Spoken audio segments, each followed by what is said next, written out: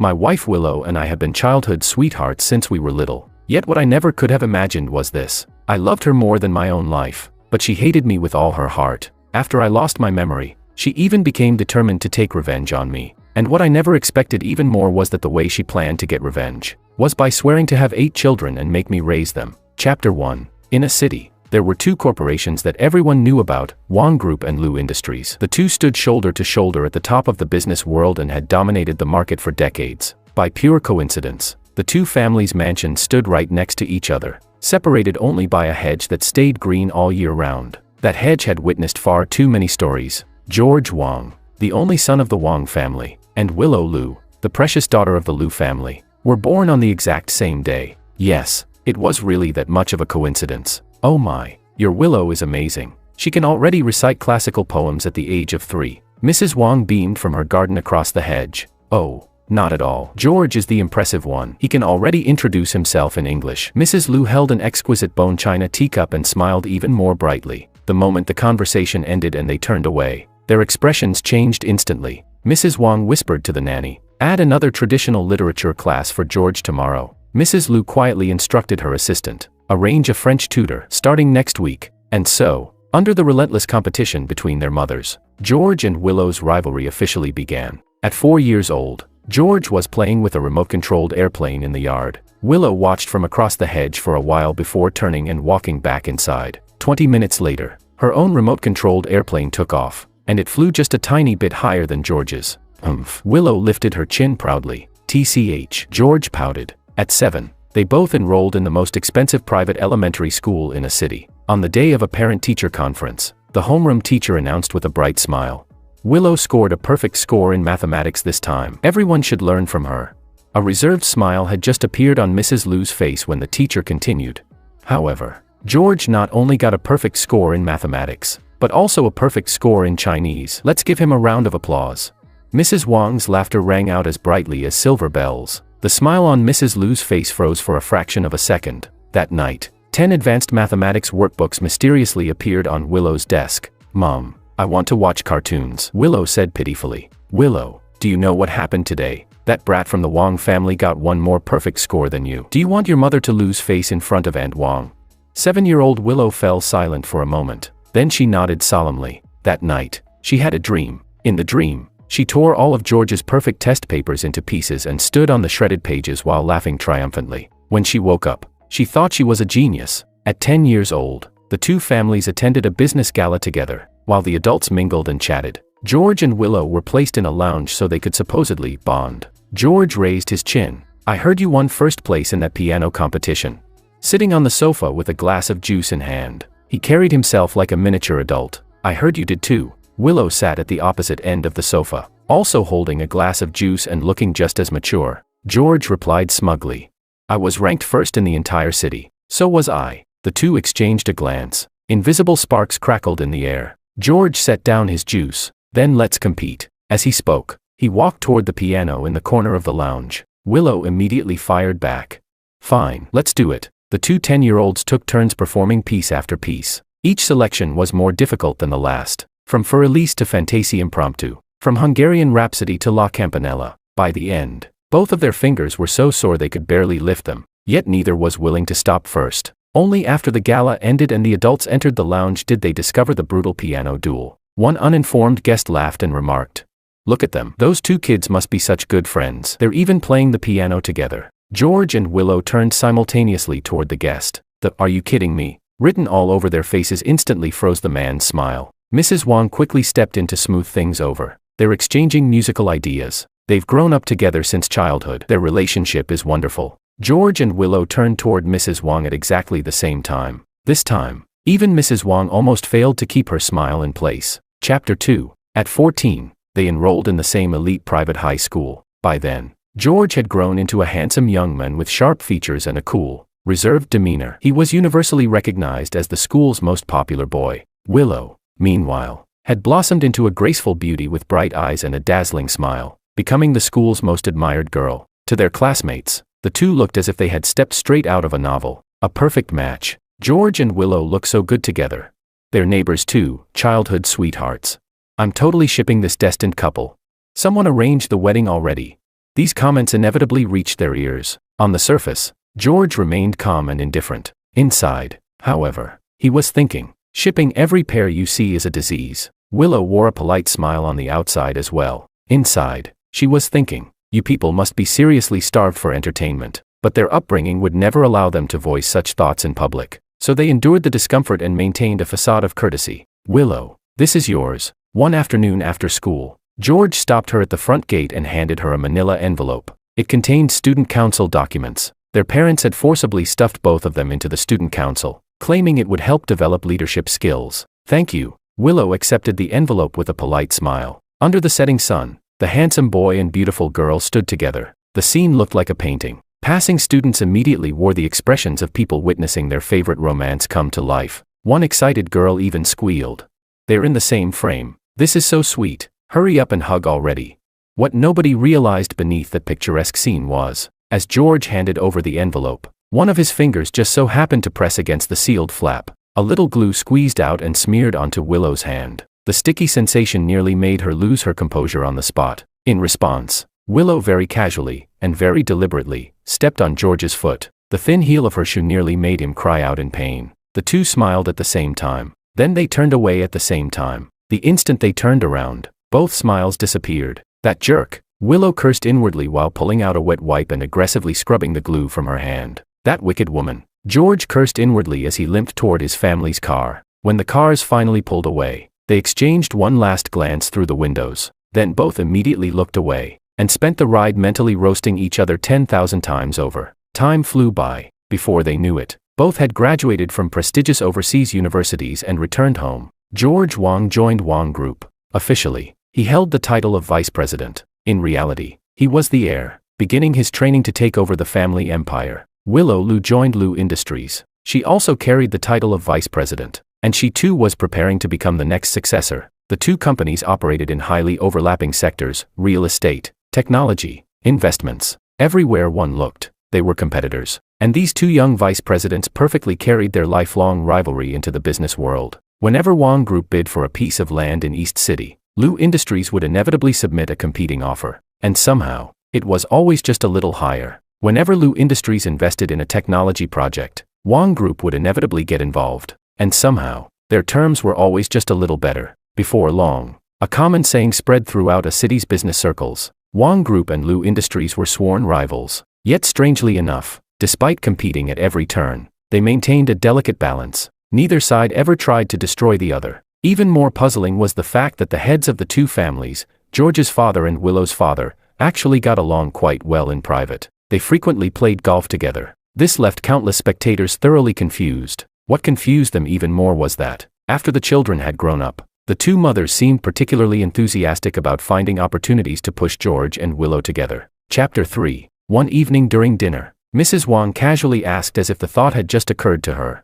George, do you know what project Willow has been working on lately? George paused briefly while picking up food. I don't. How could you not know? Don't you see each other at business events all the time? Mom, George replied. Those are business occasions, not social gatherings. They're basically the same thing. I ran into Willow at the beauty salon yesterday. That girl gets prettier every year. She has such elegance, such poise, and she's so articulate. Don't you think so? George set down his chopsticks and looked at his mother. Mom, what exactly are you trying to say? Mrs. Wang smiled warmly. What could I possibly be trying to say? I just think the two of you are a great match. You've known each other since childhood. You understand each other's backgrounds. Your families are on equal footing, and you're both highly capable. Mom, George cut her off. Willow and I are impossible. Why impossible? Because every time I see her, my stomach hurts from sheer frustration. Unfortunately, that wasn't something George could actually say out loud, so he chose a more diplomatic answer. Our personalities aren't compatible. Mrs. Wang frowned. How are they not compatible? You're both outstanding young people. You both graduated from top universities and have thriving careers in business. Mom, I still have work to do. George stood up and headed upstairs without another glance back. Mrs. Wang watched her son's retreating figure and sighed. Then she picked up her phone and sent Mrs. Lu a message. Are you there? I tested the waters a little. That boy is still stubbornly denying everything. How's Willow doing on your side? Mrs. Lu replied almost instantly. Don't even mention it. I barely brought up the subject. And she practically had not a chance written across her face. Tell me, how did these two kids end up getting along so badly? Mrs. Wang responded. Getting along badly. Sigh. They're both incredibly competitive. We spent their entire childhood comparing them to each other. Now they look at each other like sworn enemies. Mrs. Lu replied. So what do we do? Just let this drag on forever? My husband said that if the Lu and Wang families became related by marriage, the entire business world of a city would be solid as a fortress. My husband thinks the same way. Besides, I've watched Willow grow up since she was little. I know exactly what kind of person she is. That's far better than some unknown girl from outside. Mrs. Lu quickly responded. I like George too. He's mature, capable, and never gets involved in scandals. Willow is so stubborn. She needs someone who can keep her in line. Mrs. Wang sent back. Great minds think alike. So, shall we put in a little more effort? Mrs. Lu replied immediately. Absolutely. After setting down their phones, both women wore the same determined smile. Meanwhile, on the other side of the city, George and Willow remained completely unaware of this conspiracy. Well, not entirely. They knew their parents were trying to set them up, but both believed that as long as they firmly refused, their parents couldn't exactly drag them to the marriage registry office by force. What they didn't know was that the author was about to intervene. Chapter 4. Old Master Wang's 80th birthday celebration was a major event for the entire business world of City A.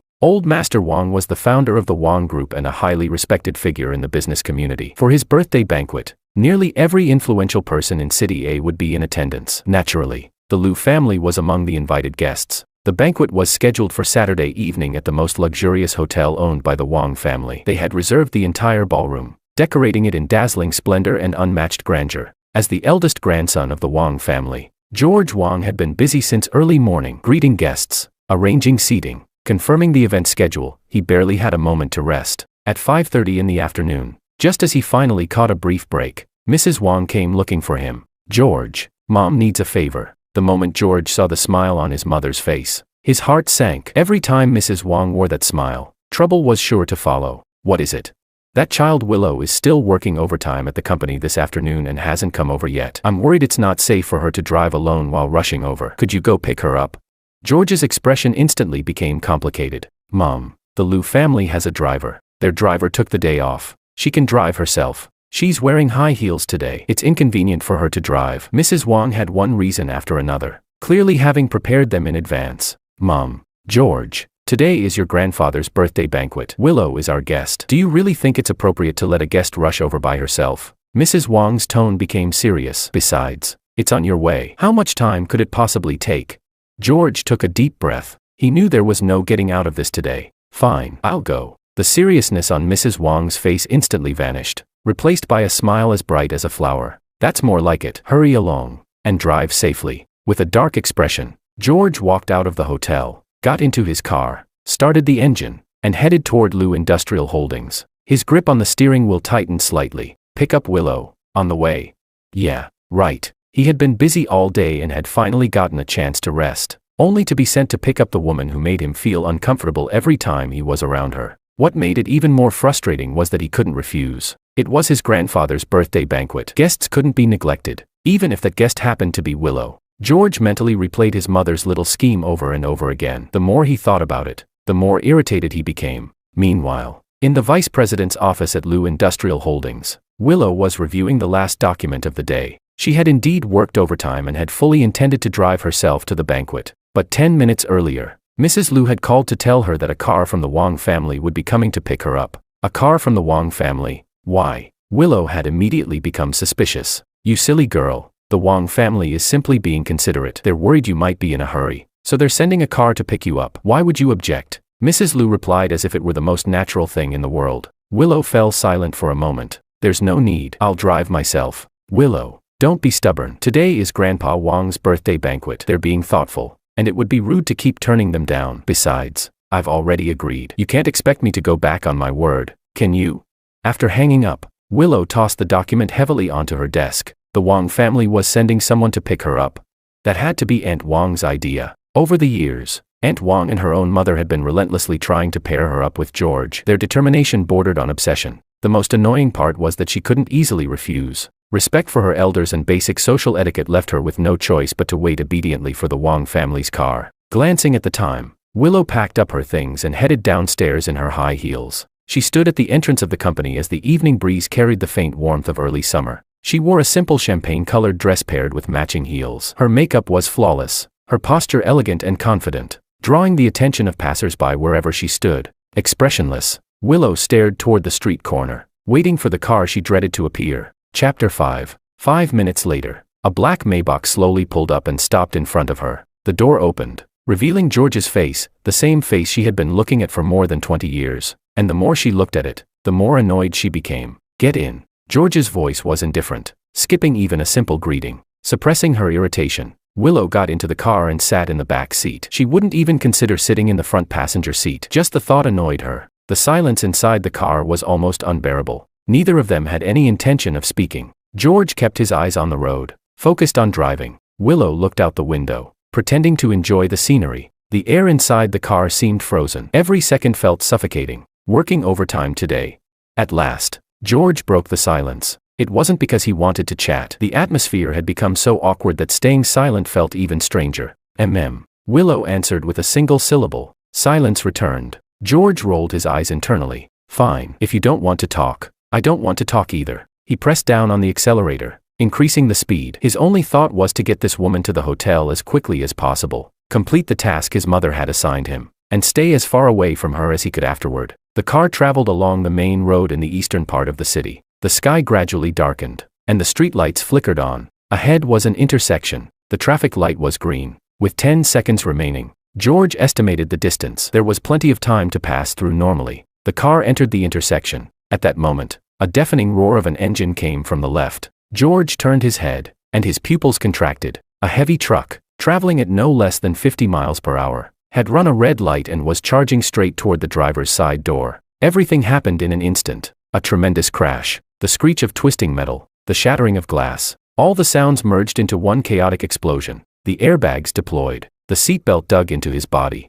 The violent impact instantly blurred George's consciousness. In the final moment before he blacked out, he vaguely heard a short, sharp scream from the back seat. Then everything went dark. George felt as though he were slowly rising out of a thick sea of darkness. His head hurt terribly, as if someone had struck it with a blunt object. His body felt heavy. Every muscle weighed down like lead. It took tremendous effort just to crack his eyes open. The harsh white light made him shut them again instinctively. After a few seconds, he slowly opened them once more. A white ceiling, white walls, white sheets, the strong smell of disinfectant. A hospital. He tried to move, only to discover a neck brace around his neck and an IV tube inserted into his arm. "He's awake! He's awake! Doctor! The patient is awake!" An excited voice rang out nearby. George turned his head and saw Mrs. Wang's bloodshot eyes. "George, how do you feel? Are you dizzy? Does anything hurt?" Mrs. Wang gripped his hand tightly, her voice trembling. George opened his mouth and found his throat painfully hoarse. "What happened?" "You were in a car accident. A truck ran a red light and hit your car." Mrs. Wang's eyes filled with tears. "You were in the ICU for 2 days. You scared your mother half to death." George frowned. A car accident. He tried to remember, but his mind was completely blank. Nothing came back. No, not just the accident. He couldn't even remember who he was. Struggling to speak, he said, "I don't remember." Mrs. Wang's expression changed instantly. "Don't remember what?" "I don't remember anything." George closed his eyes, then opened them again. "Who am I? Where is this?" Mrs. Wang finally broke down in tears. What followed was a series of examinations. Doctors surrounded George for hours, asking questions and conducting tests. In the end, they reached a conclusion. Amnesia. The concussion from the accident had caused retrograde amnesia, resulting in the temporary loss of his past memories. As for when those memories would return, even the doctors could not say. It could be a few days, it could be a few months, or it could take much longer. Fortunately, the doctor said, his cognitive abilities and language skills have not been affected, and there are no serious physical injuries. He simply needs time to recover. It was the closest thing to good news they could offer. George leaned against the hospital bed and looked at the people gathered around him. A middle-aged couple who claimed to be his parents, a young man who claimed to be his assistant, several people who claimed to be executives from his company. He recognized none of them. The feeling was strange. It was as though he had been thrown into the middle of a movie where everyone else knew the script, and he was the only one who didn't. Chapter 6. He asked, "You said there was another person in the car with me?" Mrs. Wang nodded. "Yes, it was Willow. She's also in the hospital, right next door. She woke up today as well. And she has amnesia too." George showed no reaction. The name Willow meant absolutely nothing to him. Mrs. Wang cautiously asked, "Would you like to go see her? Maybe it'll help you remember something. You were brought to the hospital together." George thought about it for a moment and nodded. It wasn't that he was particularly curious about this Willow. His mind was completely blank right now. He couldn't remember anything. Perhaps seeing someone who was going through the same thing might trigger something. With the nurse's help, George was seated in a wheelchair and pushed to the room next door. The door was open. He saw a young woman sitting on the hospital bed. She wore the same hospital gown as he did. A bandage was wrapped around her head, and her complexion was slightly pale. Even so, her delicate features and elegant presence were impossible to miss. At that moment, she was leaning against the headboard, listening blankly to the people around her speak. The expression on her face was probably identical to the one he himself had worn earlier. The nurse knocked lightly on the door. "Miss Lu, Mr. Wang is here to see you." The young woman on the bed looked up. Their eyes met. The instant it happened, George's heart slammed violently against his chest. Thump, thump, again and again. Suddenly, he found it hard to breathe. Something seemed lodged in his chest. A powerful emotion surged wildly through him, making his heart race so fast it felt as though it might leap out of his throat. He froze, then instinctively pressed a hand against his chest. What is happening? Why am I reacting so strongly just from seeing her? Meanwhile, Willow was experiencing exactly the same thing. The moment she saw George, her heartbeat accelerated. Her cheeks grew warm. The tips of her ears burned. It felt as though all the blood in her body was rushing toward her head. Her first thought was, "This guy is incredibly handsome." Her second thought was, "Why is my heart beating so fast when I look at him?" Her third thought was, "Could it be? Was I secretly in love with him before I lost my memory?" The two stared at each other, one sitting in a wheelchair, one leaning against a hospital bed, both with hearts pounding like drums, both lost in a whirlwind of thoughts. Neither of them knew that the reason for their racing hearts was actually a deeply ingrained instinct hidden within their subconscious. Every time they saw this person, they got annoyed. Amnesia had erased the reason for that annoyance, leaving only the physical reaction behind. And two lifelong singles who had never been in a relationship came to completely incorrect conclusions. Willow thought, "I've heard that your heart races when you see someone you like. So, does that mean he was my crush?" George thought, "I've heard that love at first sight makes your heart pound. So, did I fall in love with her at first sight?"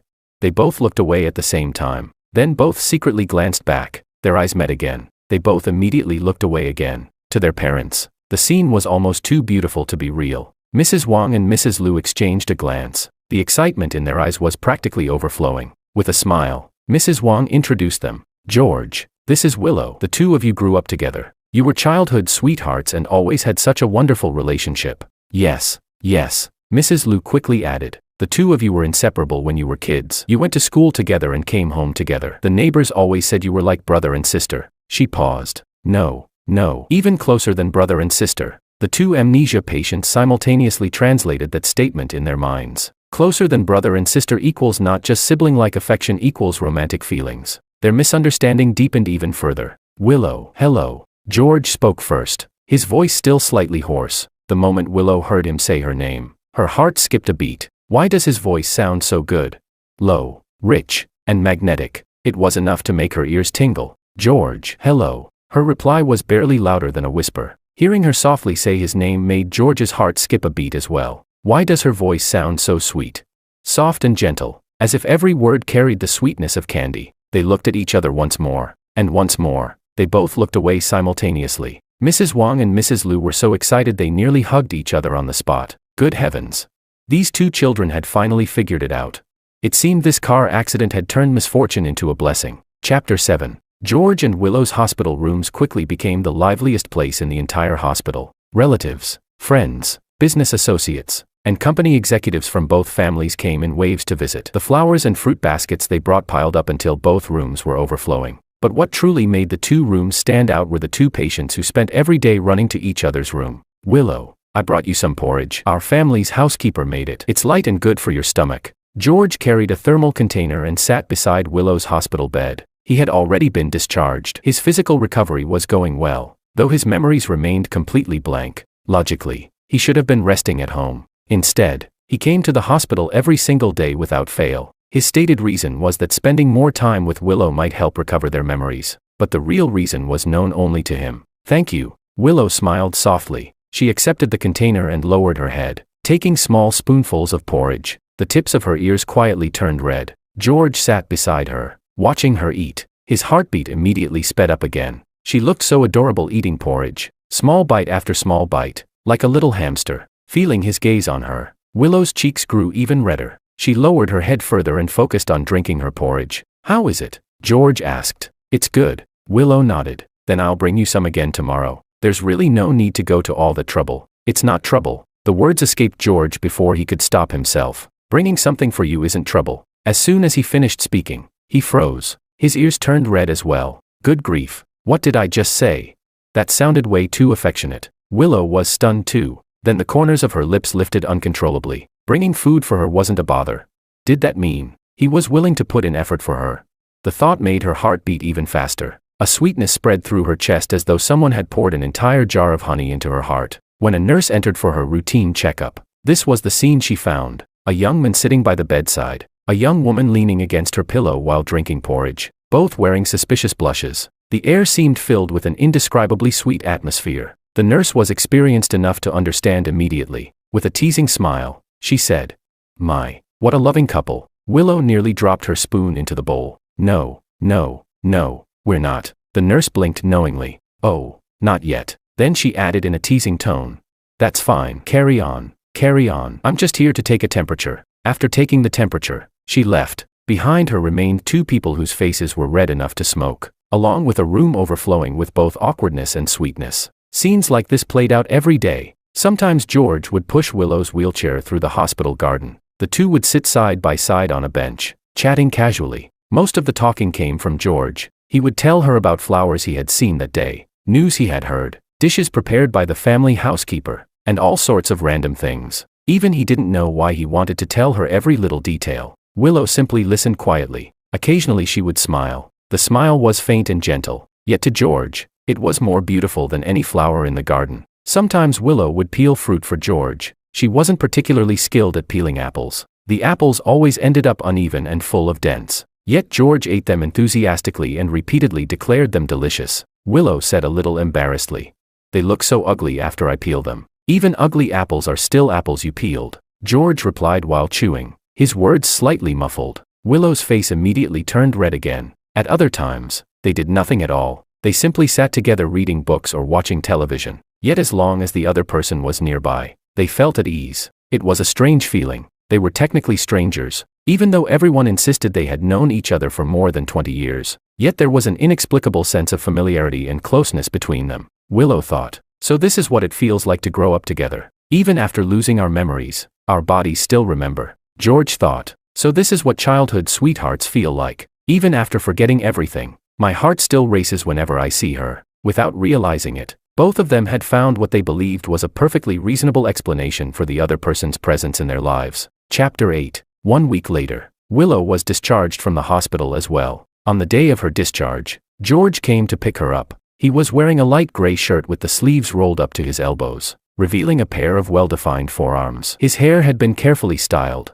and his entire appearance was clean and refreshing, so handsome that Willow almost forgot how to breathe. "Have you packed everything?" George asked. He naturally took the bag from her hand and slung it over his own shoulder. "Yes." Willow nodded, her heart as sweet as honey. The two of them walked out of the hospital together. Warm sunlight bathed them as they stepped outside. "Get some proper rest when you get home," George said. "If you need anything, call me. I'll be right next door." "I know." Willow paused before quietly adding, "You should get some rest too." George smiled. His smile was incredibly attractive. The corners of his eyes curved slightly, giving him a youthful charm that contrasted with his usual calm and reserved demeanor. Willow stared for a moment. Before she could stop herself, she blurted out, "You look really handsome when you smile." The instant the words left her mouth, she regretted them. That was way too direct.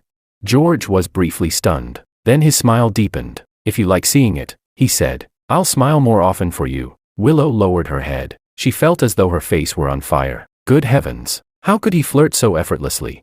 Their homes were right next to each other. They said goodbye beside the fence separating the two properties. That fence, which had once witnessed countless battles between them, now stood quietly beneath the sunlight, dotted with tiny unknown flowers. George watched Willow walk into her house. Only after she disappeared from sight did he finally turn away, pressing a hand against his still-pounding heart. He had only one thought. "My heart races every time I see her. So I've been secretly in love with her all these years. Fortunately, it's not too late." Meanwhile, Willow leaned against the door inside her house, covering her burning cheeks. She too had only one thought. "I blush every time I see him. So I've liked him all these years. Thankfully, I haven't missed my chance." watching the relationship between the two progress at lightning speed. Both sets of parents could barely contain their happiness. Mrs. Wang sent a message. My son brought fruit over to your house again today. I saw it with my own eyes.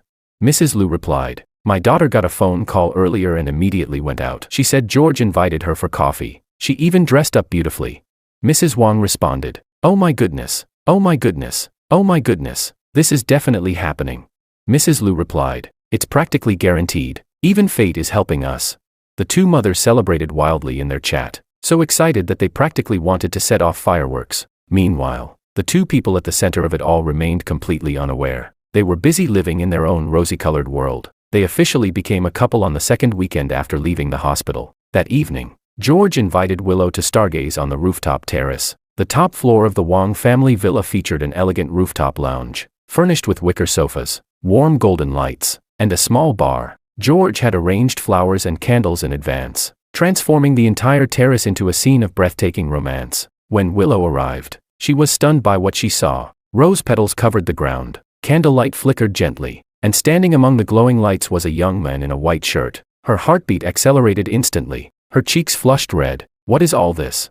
She stood at the entrance, suddenly afraid to take another step. George extended his hand toward her. Come here. Willow placed her hand into his. His palm was warm and dry. When he held her hand, his grip tightened slightly, as though he were afraid she might run away. Holding her hand, he led her to the center of the terrace. He guided her onto the sofa. Then he knelt on one knee before her. Chapter 9. Willow was startled. What are you doing? George looked up at her. The candlelight reflected in his eyes, making them shine brightly. Willow, there's something I want to tell you. Then tell me, why are you kneeling? Willow reached out to pull him up. George held her hand and refused to stand. Let me finish first. His expression was serious, so serious that Willow's heart skipped a beat. Although I lost my memory and can't remember what happened between us before, George said. From the moment I woke up and saw you, my heart started racing uncontrollably. I think about you every day. I want to see you. I want to talk to you. I want to watch you smile. I don't know exactly what this feeling is, but I do know one thing. I don't want to lose the chance to be with you. He took a deep breath. His voice trembled slightly. Willow, I want to be with you. Not as your neighbor, not as your childhood sweetheart, but as your partner. Willow stared at him blankly, without realizing it. Her eyes had become red. Her voice trembled. You mean that? I've never been more serious in my life, but we only just left the hospital. George interrupted her. But I can't wait. I'm afraid that if I wait any longer, someone else will steal you away. His words made Willow laugh through her tears. Who would steal me away? I don't know, George admitted, but I'm afraid someone will. Holding her hand tightly, he continued. You're wonderful. I'm afraid someone else might confess before I do. Willow lowered her head. At last, tears rolled down her cheeks. She remembered the porridge he brought her every day in the hospital. She remembered how patiently he pushed her wheelchair during their walks. She remembered the misshapen apple she had peeled and how happily he had eaten it. She remembered how her heart raced every time she saw him. So this was what it felt like to be loved by someone you loved. Wiping away her tears, she said. Then get up. Promise me first. If you get up, I'll promise you. George's eyes lit up instantly. He sprang to his feet. You're saying yes? Blushing furiously, Willow nodded. In a tiny voice, she answered with a single word. Yes. George froze for a second. Then he swept her into his arms and spun her around several times. Put me down. I'm getting dizzy.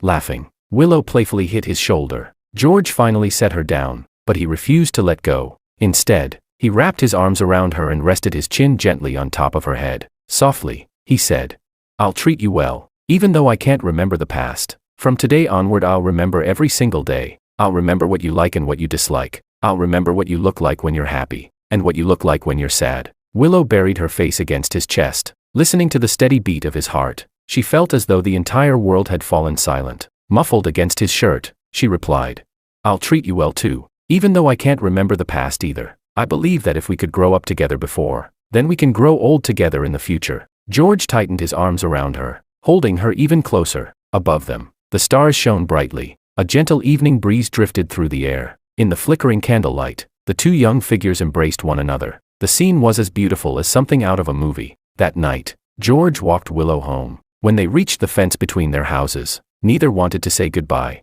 Good night, George said, yet he still didn't release her hand. Good night, Willow replied, yet she didn't pull her hand away either. They looked at each other, then smiled. You go inside first, George said. You leave first. I'll watch you go in. Blushing, Willow rose onto her tiptoes and quickly kissed his cheek. Then she turned and ran into the house without even daring to look back. George stood there frozen, one hand covering the spot she had kissed, grinning foolishly, for a very, very long time. Chapter 10. Hidden behind their windows. Mrs. Wang and Mrs. Lu watched the scene unfold and were so excited they nearly started spinning in circles. Mrs. Wang sent a message. He kissed her. He kissed her. He kissed her.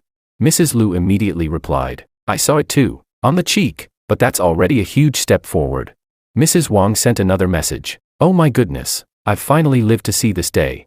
Mrs. Lu replied. No. I have to go make Willow a late-night snack. That girl must be over the moon tonight.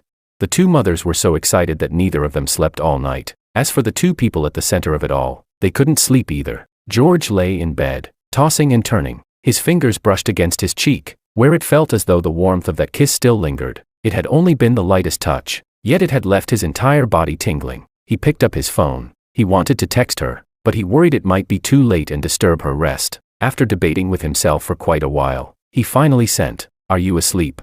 The reply came almost instantly. No. The corners of George's lips lifted. Why aren't you asleep yet? I can't sleep. What about you?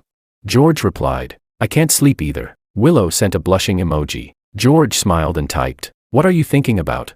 Trying to sound reserved, Willow replied. Not telling you. George asked. Thinking about me?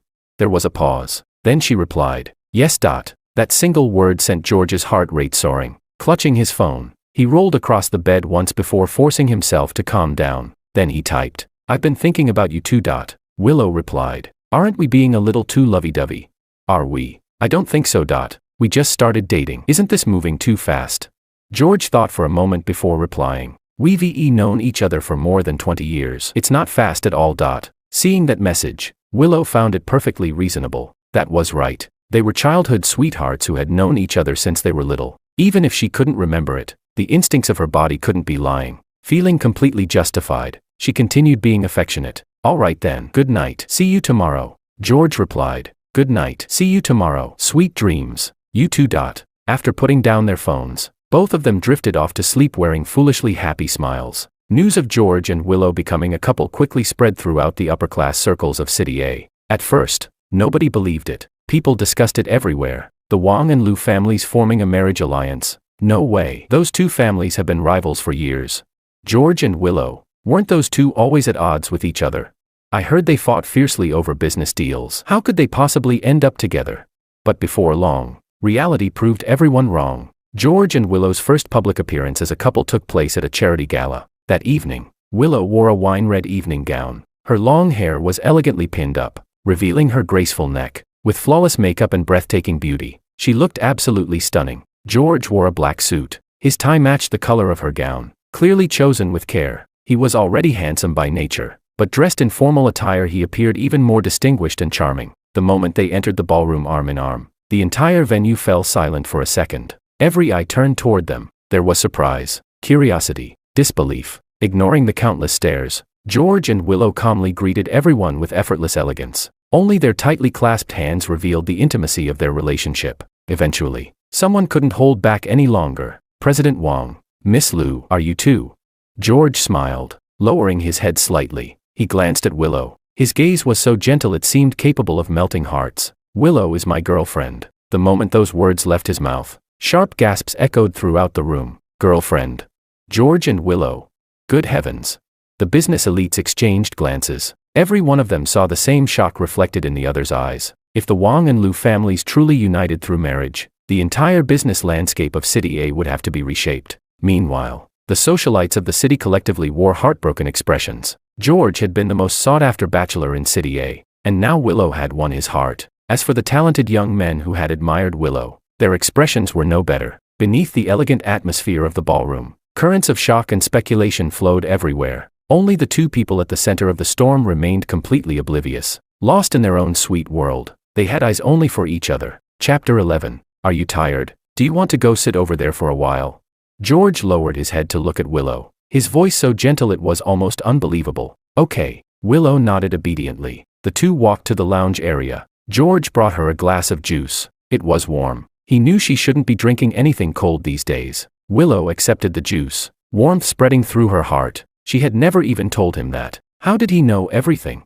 That was the benefit of being childhood sweethearts, she thought. Even the smallest details reflected their unspoken understanding. Halfway through the gala, several business associates pulled George away to talk. Willow remained seated in the lounge by herself. A few socialites soon approached her. Their smiles were pleasant, but their words carried hidden barbs. Willow, are you really dating young Master Wang?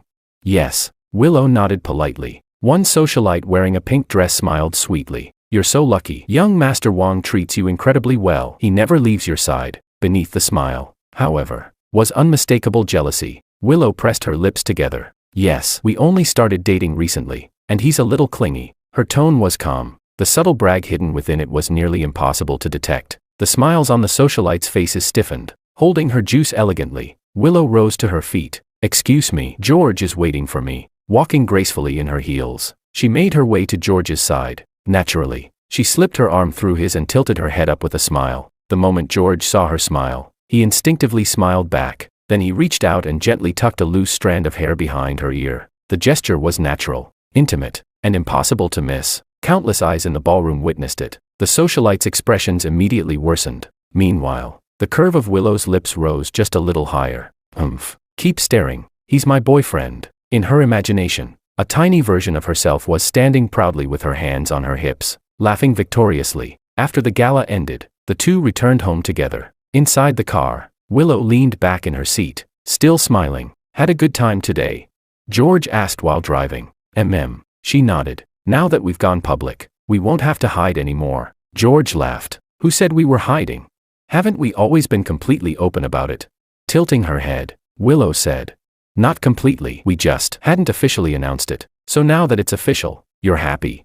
Very happy. She turned to look at him, her eyes sparkling. Now you officially have a girlfriend. Let's see who still dares to set their sights on you. George chuckled. So that's what this is really about. Of course. Willow let out a small huff. Do you know how many people have been interested in you?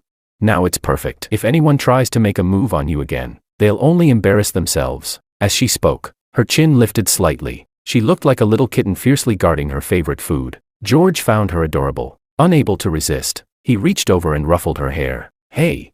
Willow immediately protected her hairstyle. What was that for? George laughed. Don't worry, no one's taking me away. He withdrew his hand. His tone was casual, yet absolutely certain. I only like you. Willow felt her heart take another direct hit. Lowering her head, she felt the tips of her ears turn red. How is he getting better and better at saying things like this? The car entered the villa district and stopped in the shared driveway between their neighboring homes. We're here. George turned off the engine but didn't immediately get out. Neither did Willow. They sat quietly for a few moments. Then George spoke. Today, He paused before continuing. When we went public today, how did it feel for you? Willow thought carefully before answering. It felt like finally landing on solid ground. Landing on solid ground? She nodded. Yes, before. Everything felt a little unreal, like I was living inside a dream. But today, with so many people seeing us together, it suddenly felt real. She paused. Her voice softened. It felt like this is how things were always meant to be. George turned and looked at her. The interior lighting was dim. The shadows softened her profile, making her look even more beautiful. Willow. He called her name quietly. What is it? George looked at her for a moment. Then he asked softly. Can I kiss you?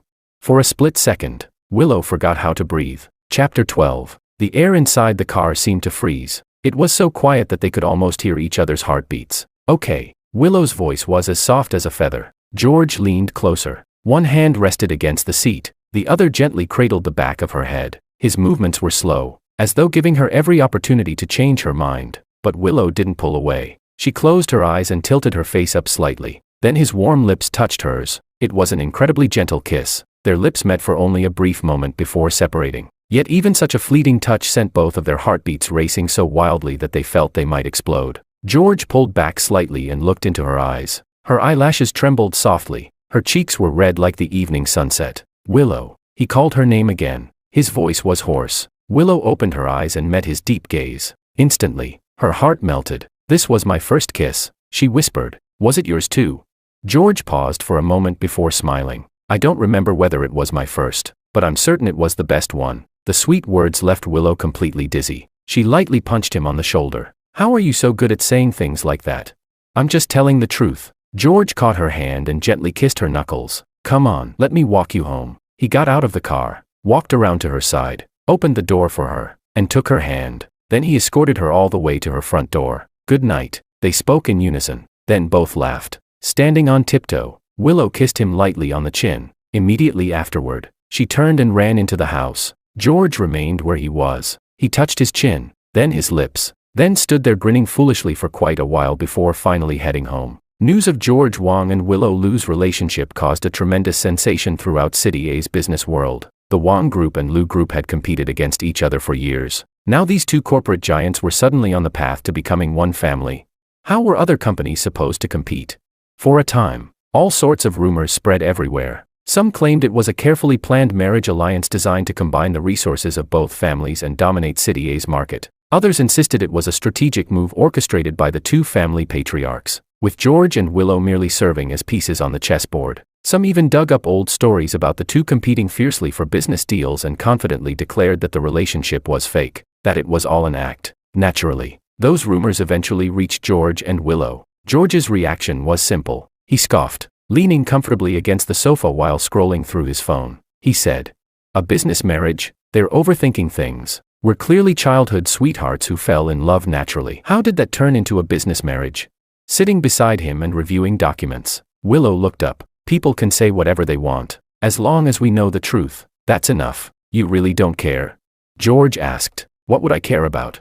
They don't know we grew up together. They don't know that we..." She paused. Her cheeks turned pink. "They don't know that we like each other." The moment George heard the words "we like each other," a deeply satisfied smile appeared on his face. He wrapped an arm around her shoulders and pulled her into his embrace. "You're right. As long as we know, that's all that matters." Leaning against his chest, Willow continued reading her documents. After a while, she suddenly said, "Although, now that I think about it, our families really are a good match." George immediately looked pleased with himself. "Of course, you're amazing, and I'm not exactly lacking either. We're perfectly matched." Willow laughed and pushed him lightly. "Look at you, showing off." "That's not showing off, that's just a fact." George spoke with complete seriousness. "Think about it. We were born on the same year, the same month, and the same day. We grew up together. Our families are equally matched. Our abilities are equally matched. We even lost our memories together. If that isn't fate, what is?" Willow found herself completely unable to argue. Blushing, she simply lifted the document higher to hide her face. George reached over and pulled the file from her hands. Then he lowered his gaze to meet hers. "Willow, let's get married." Chapter 13. Willow froze. "What did you just say?" "I said, let's get married." George repeated himself, his expression more serious than she had ever seen. "I've thought about it. We're going to get married sooner or later anyway, so why not do it sooner? I want the first person I see every morning when I wake up to be you, and the last person I see every night before I fall asleep to be you. I want to be with you, not as boyfriend and girlfriend, but as husband and wife." Willow stared at him blankly. The moment she blinked, tears rolled down her cheeks. "Why are you crying?" George panicked. He quickly reached over to wipe away her tears. "Am I moving too fast? If you don't want to get married so soon, that's okay. We can wait." "I do." Willow interrupted him. The tears flowed even faster. "I do." George froze for a second. Then he pulled her into his arms and hugged her so tightly it felt as though he wanted to merge her into his very bones. "You really mean it?" His voice trembled. Willow nodded vigorously against his chest. "I do." The two of them stayed like that for a very long time, simply holding each other, neither speaking a word. Eventually, Willow was the first to pull away. Her eyes were still red as she asked, "So when exactly are you going to propose? You can't seriously expect to marry me just because you casually threw out one sentence, can you?" George laughed. "Don't worry, I'll make sure the proposal is done properly. Nothing will be missing." "Good." Willow finally smiled through her tears. "That's more like it." When the news reached the ears of the two mothers, Mrs. Wang and Mrs. Lu nearly cried from happiness on the spot. Mrs. Wang sent a message, "My son is going to propose." Mrs. Lu replied instantly, "Really? Ah. Am I dreaming? Somebody pinch me. Not a dream, not a dream, not a dream. They really together, and they're getting married." Mrs. Wang typed, "More than 20 years. I've finally lived to see this day. Heaven has answered my prayers." Mrs. Lu replied, "Don't say another word. I'm already crying. All our years of effort weren't wasted. It was worth it." The two mothers tearfully celebrated together through their chat messages. After decades of matchmaking, their grand plan had finally achieved complete success, and George kept his promise. The proposal was planned down to the smallest detail. He reserved the highest revolving restaurant in City A, 300 meters above the ground. He created a proposal setting straight out of a dream. Everywhere Willow looked, there were champagne roses, her favorite flowers. Rose petals formed a winding path that stretched from the elevator entrance all the way to the observation windows. On both sides of the path stood countless photographs, pictures of them growing up together, photos from their childhood, photos from their school years, photos from business events they had attended together, and photos from after they began dating. Alongside every photograph was a small card containing words he wanted to say to her. At the end of the path stood George, dressed in a perfectly tailored suit, holding a bouquet of roses. His palms were sweating from nervousness. He had lost his memories, but he was absolutely certain of one thing. This was the most important moment of his life.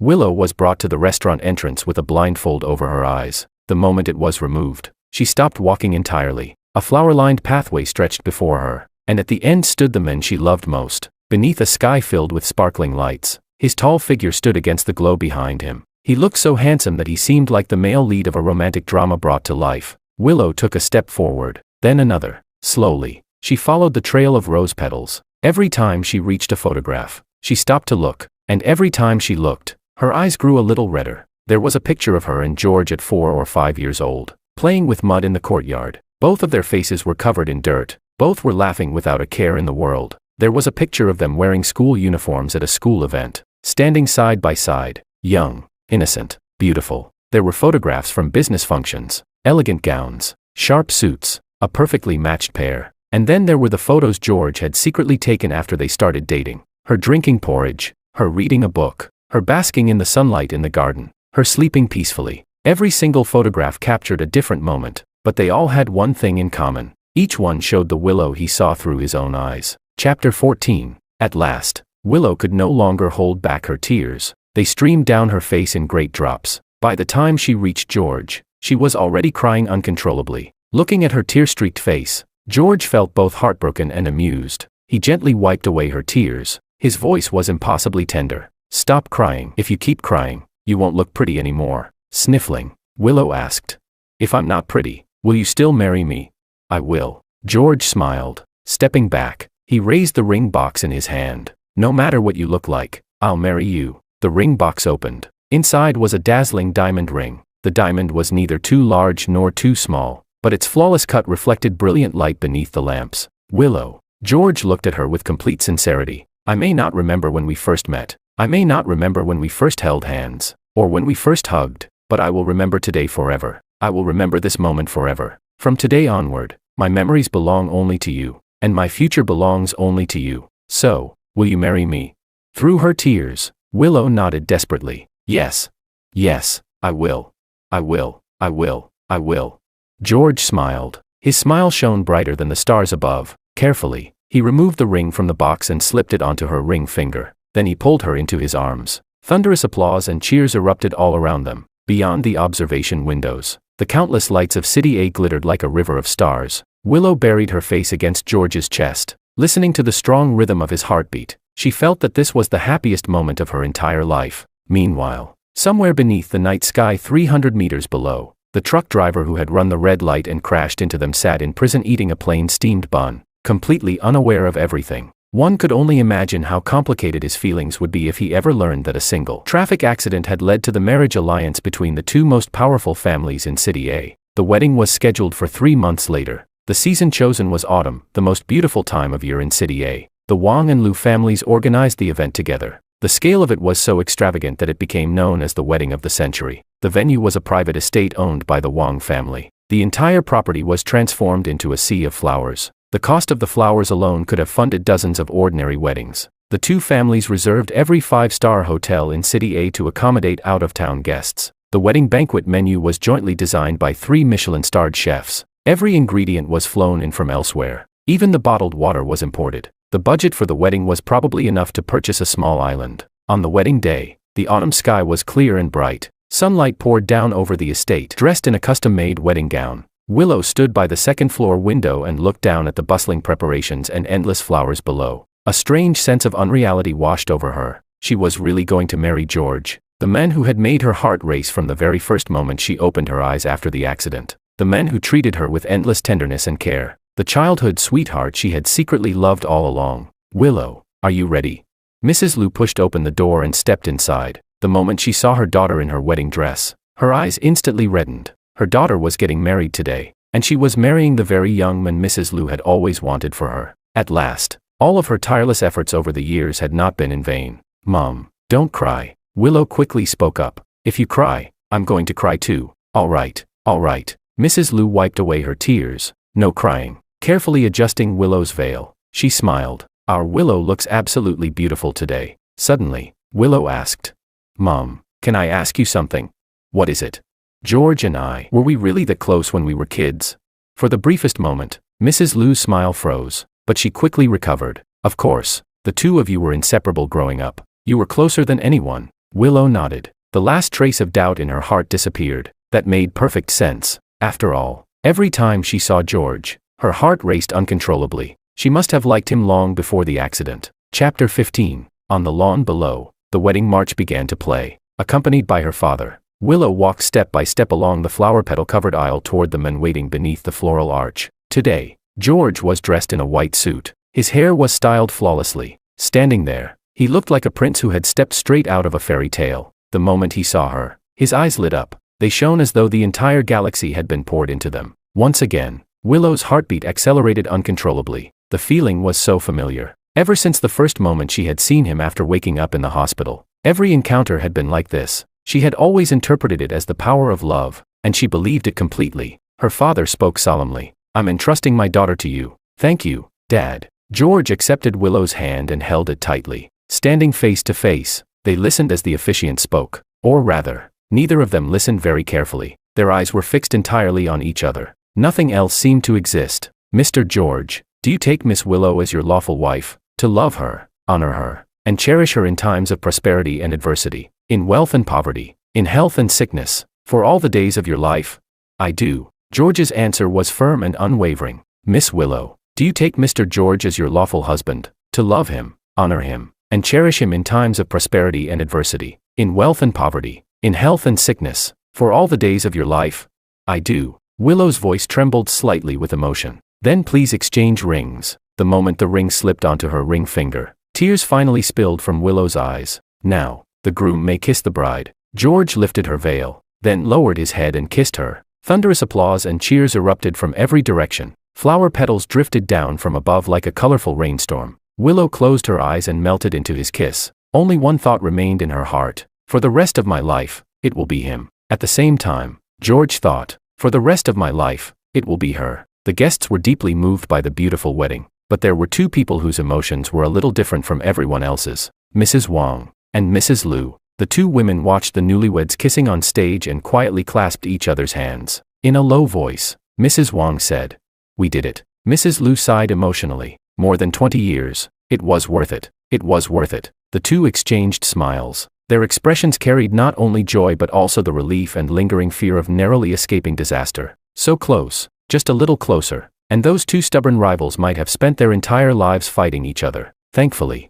fate had stepped in. One car accident, one case of amnesia, and everything was solved. Heaven truly was the greatest matchmaker of all, the ultimate supporter of their favorite couple. Chapter 16. Life after marriage was even sweeter than when they were dating. George and Willow moved into another small villa on the Wang family estate. They lived close to George's parents while still having their own private space. The arrangement was just right. Every morning, George would wake up a little earlier than Willow, prepare breakfast, and then return to the bedroom to wake her up. His method of waking her was special, not an alarm clock, not a gentle shake, but a soft kiss. "Willow, time to get up." Willow groggily opened her eyes the moment she saw his handsome face so close to hers. The corners of her lips naturally curled upward. "Morning." She wrapped her arms around his neck, pulled him closer, and kissed him back. "Morning." George's voice carried a smile. "Breakfast is ready. Come eat." "Don't want to get up." Willow stayed curled up in bed like a lazy cat. "Then should I feed you?"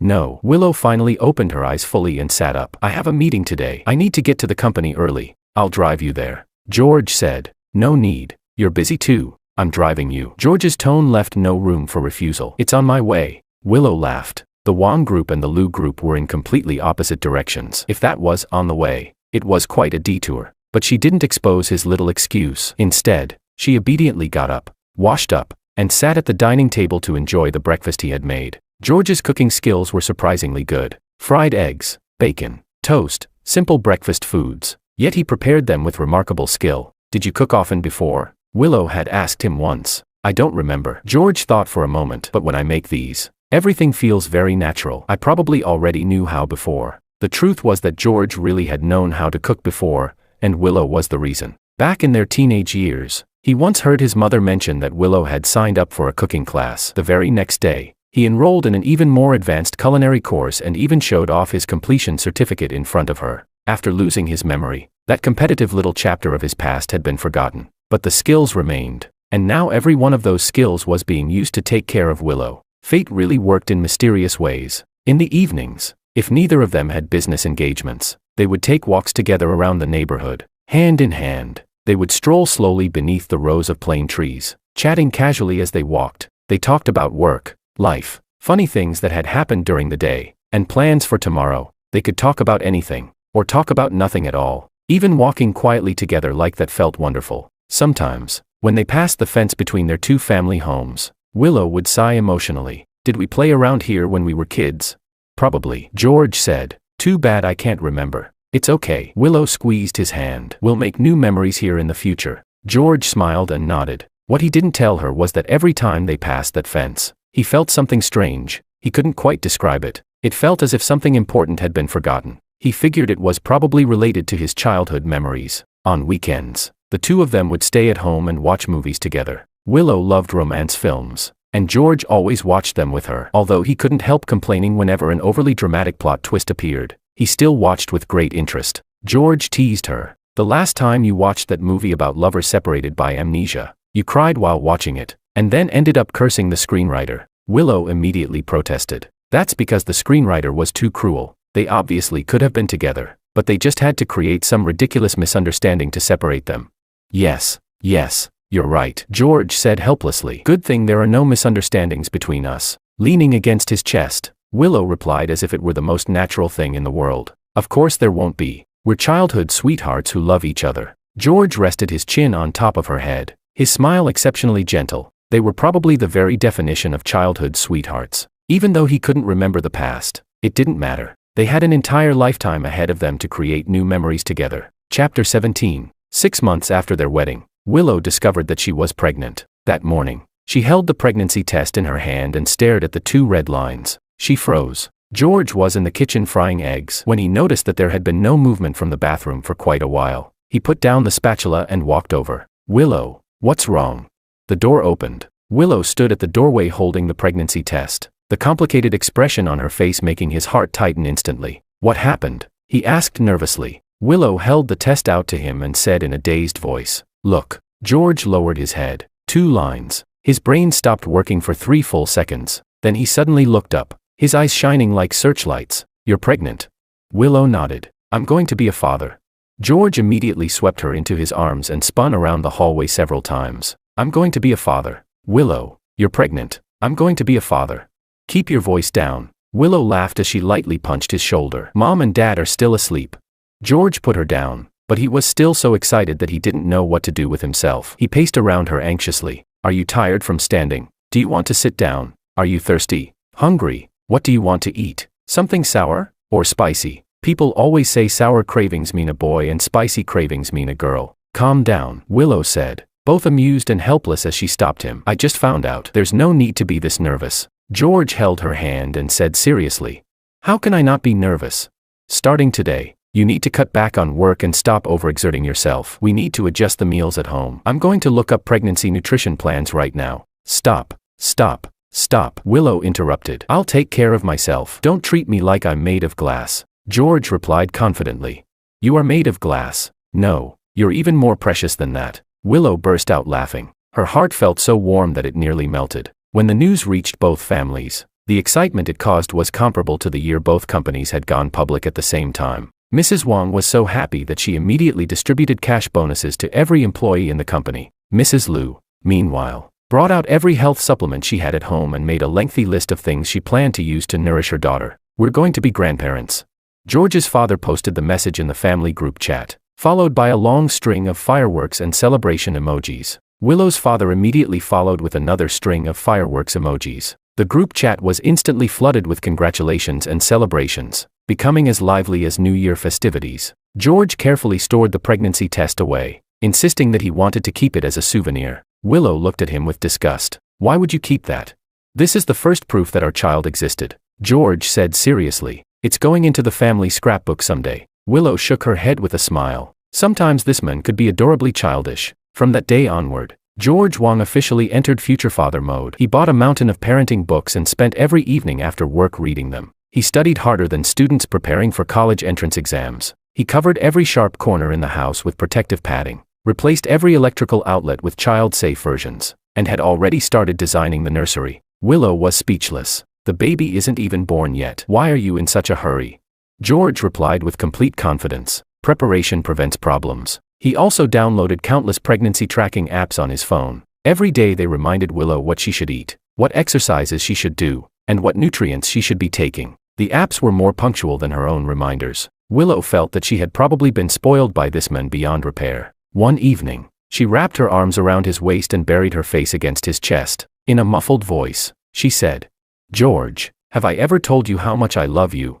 George smiled, lowering his head. He kissed the top of her hair. "You have, but I don't mind hearing it again. I love you. I love you too." The two embraced quietly. Outside the window, the setting sun painted the entire room in warm shades of orange and red. At that moment, Willow felt that she was the happiest woman in the world. Chapter 18. The due date was in spring, the season when flowers bloomed and birds filled the air with song. Willow was admitted to the VIP maternity suite of the finest private hospital in City A. George stayed by her side every moment, never leaving her. Both families were also waiting at the hospital, ready to welcome the arrival of a new life. The contractions began one early morning. When Willow woke from the pain, dawn had only just begun to break. At first, she thought it was ordinary fetal movement, but she quickly realized it was labor. "George," she nudged the sleeping George beside her. George woke up almost instantly. "What's wrong? Are you feeling unwell?"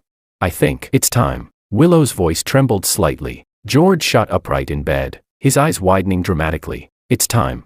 He frantically pressed the call button, then helped Willow sit up while trying to comfort her as they waited for the doctors. His voice was shaking. His palms were drenched in sweat, yet he was still desperately trying to appear calm. "Don't be scared. Don't be scared. The doctor will be here any second. Take deep breaths." "Right. Deep breaths." Willow was covered in sweat from the pain, but when she saw him acting even more nervous than she was while stubbornly pretending everything was under control, she couldn't help laughing. George looked completely confused. "What are you laughing at?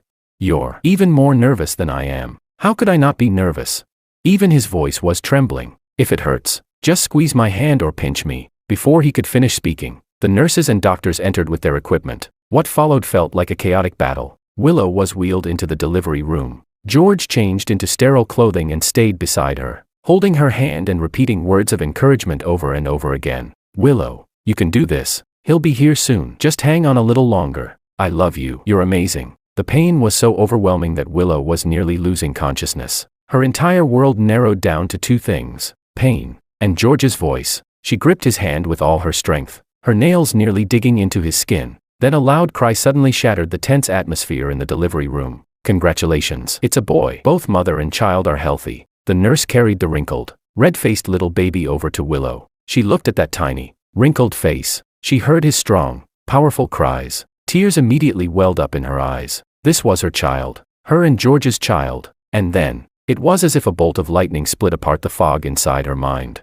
As if a door that had been tightly locked for over 20 years had suddenly been smashed open. Memories came flooding back. Every single one of them. Everything. She remembered it all. At 4 years old, competing with him in the yard with remote-controlled airplanes. At 7, staying up late solving advanced math problems just to beat him. At 10, fighting fiercely against him in a piano competition in the school lounge. At 14, when he disgusted her with glue at the school gate and she retaliated by stomping on his foot. At 18, when they posed for graduation photos with fake smiles, only to turn around and practically gag afterward. At 22, after returning home, when they fought each other in the business world, stealing deals and competing until their faces turned red with frustration. The day of the car accident, she had gotten into his car. The entire ride had been spent in silence. Every scene, every emotion, every moment of gritted teeth and bitter rivalry, every confrontation and clash, all of it came rushing back into her mind in a single instant. Willow's eyes widened. Her entire body froze. She remembered. She remembered everything. George was her lifelong archrival. They were not sweet childhood sweethearts at all. They were mortal enemies who had been at each other's throats since childhood. The reason her heart raced whenever she saw him was because she was angry, not because she liked him. And she had actually married him. She had carried his child. And just moments ago, she had given birth to his son. Chapter 19. Willow suddenly turned her head and looked at George. He was holding their newborn son, smiling like a complete fool. His eyes were red, as if he had secretly cried a few moments earlier. One of his fingers carefully touched the baby's cheek, so gently that it seemed he was afraid of damaging some priceless treasure. Then he turned around and met her gaze. His smile was dazzling. Willow, look, our son. He's so tiny, so adorable. Seeing him smile like that made the anger inside Willow surge higher and higher. She remembered everything. The man who had just made her go through childbirth was her lifelong archrival. And she had actually given birth to his child. Yet he was standing there looking so happy. A powerful wave of indignation and fury rushed straight to her head. Willow took a deep breath and gathered every last bit of strength she had left after giving birth. George. The roar was earth-shattering. It echoed throughout the entire delivery room. George nearly threw their son into the air from fright. What happened? What happened? Are you uncomfortable somewhere? Willow summoned every ounce of strength she had left and shouted the sentence that was destined to become legendary in the histories of both the Wang and Lu families. I'm going to have 8 children with you, exhaust you to death. The delivery room fell silent. For a moment, nobody spoke. Then a nurse holding a clipboard looked up. She adjusted her glasses and sighed emotionally. What a sweet love story. George was speechless. Willow was speechless too. That was not what she meant. But the nurse had already immersed herself completely in her own romantic interpretation. Clutching her clipboard, she practically floated out of the delivery room while muttering to herself. So sweet, so unbelievably sweet. Willow weakly closed her eyes. Dear heavens, are you messing with me? She, Willow, the heir to Lu Industries, the youngest female CEO in City A's business world, a genius blessed with an IQ of 140, had somehow married the men she had disliked since childhood. How exactly had her life ended up like this? As for the culprit behind everything, George was still holding their son, looking at her with complete concern. Willow, are you okay? Was it too painful just now?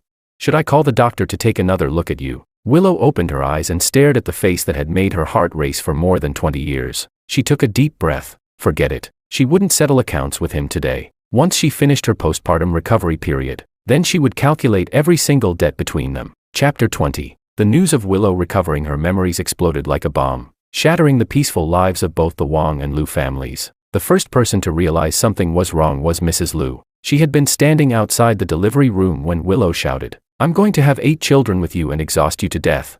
While the other relatives were wiping away tears of emotion, Mrs. Lu felt her heart skip a beat. Then a terrifying thought surfaced in her mind. That tone. Why did it sound so much like the old Willow? Filled with unease, Mrs. Lu quietly slipped into her daughter's hospital room while Willow was resting after the delivery. Willow, did you remember something? Leaning against the hospital bed, Willow gave a weak smile. The smile carried a familiar murderous intent that made even her own mother shiver. Mom, I remembered everything. Mrs. Lu's legs nearly gave out beneath her. What exactly did you remember? Willow replied coldly. I remembered how you and Aunt Wang compared us since childhood. How you spent years plotting to push us together after we grew up. How you packaged 2 lifelong enemies as childhood sweethearts. She spoke each word slowly and clearly. I remembered all of it. Mrs. Lu's vision darkened. It was over. Everything was over. More than 20 years of hard work were about to collapse before her eyes. Willow, listen to me. Let me explain. No need. Willow waved a hand dismissively. I'll settle my own accounts. The meaningful smile at the corner of her daughter's lips sent another chill down Mrs. Lu's spine. She quietly retreated from the room and immediately called Mrs. Wang. Mrs. Wang, this is terrible. What happened? Aren't Willow and the baby both safe? Willow recovered her memories. The line went silent for a full 10 seconds. What did you just say? Willow recovered her memories. She remembered everything. Mrs. Lu's voice was on the verge of tears. She knows we deceived her. She knows she and George were archrivals. When she said she wanted to have 8 children with George and exhaust him to death, that wasn't a confession of love. That was a declaration of war. Mrs. Wang sucked in a sharp breath. Then what do we do now? I have no idea.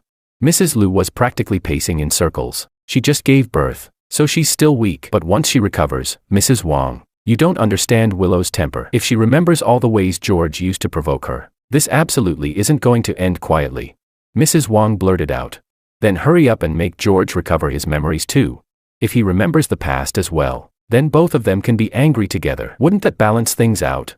Mrs. Liu froze. That's certainly a unique way of thinking. The problem was that George's memories remained perfectly sealed away. There wasn't the slightest sign of them returning. At that moment, George was sitting beside Willow's hospital bed, looking at his wife with complete confusion. Willow, if you really like children, we can have more in the future. But isn't 8 a little too many? Be quiet. Willow cut him off irritably. George obediently shut his mouth. However, he still had absolutely no idea what was going on. He felt that Willow's temper had worsened after giving birth, but he attributed it to postpartum emotional changes. If Willow knew what he was thinking, she would probably be so furious that she would leap out of the hospital bed on the spot. Unfortunately, she was simply too exhausted. She had just given birth, then her memories had come crashing back all at once, both physically and mentally drained. She had no extra energy left to settle accounts with George. Closing her eyes, she decided to focus on recovering first. The reckoning could wait. Thus, a bizarre Cold War quietly began inside the maternity ward.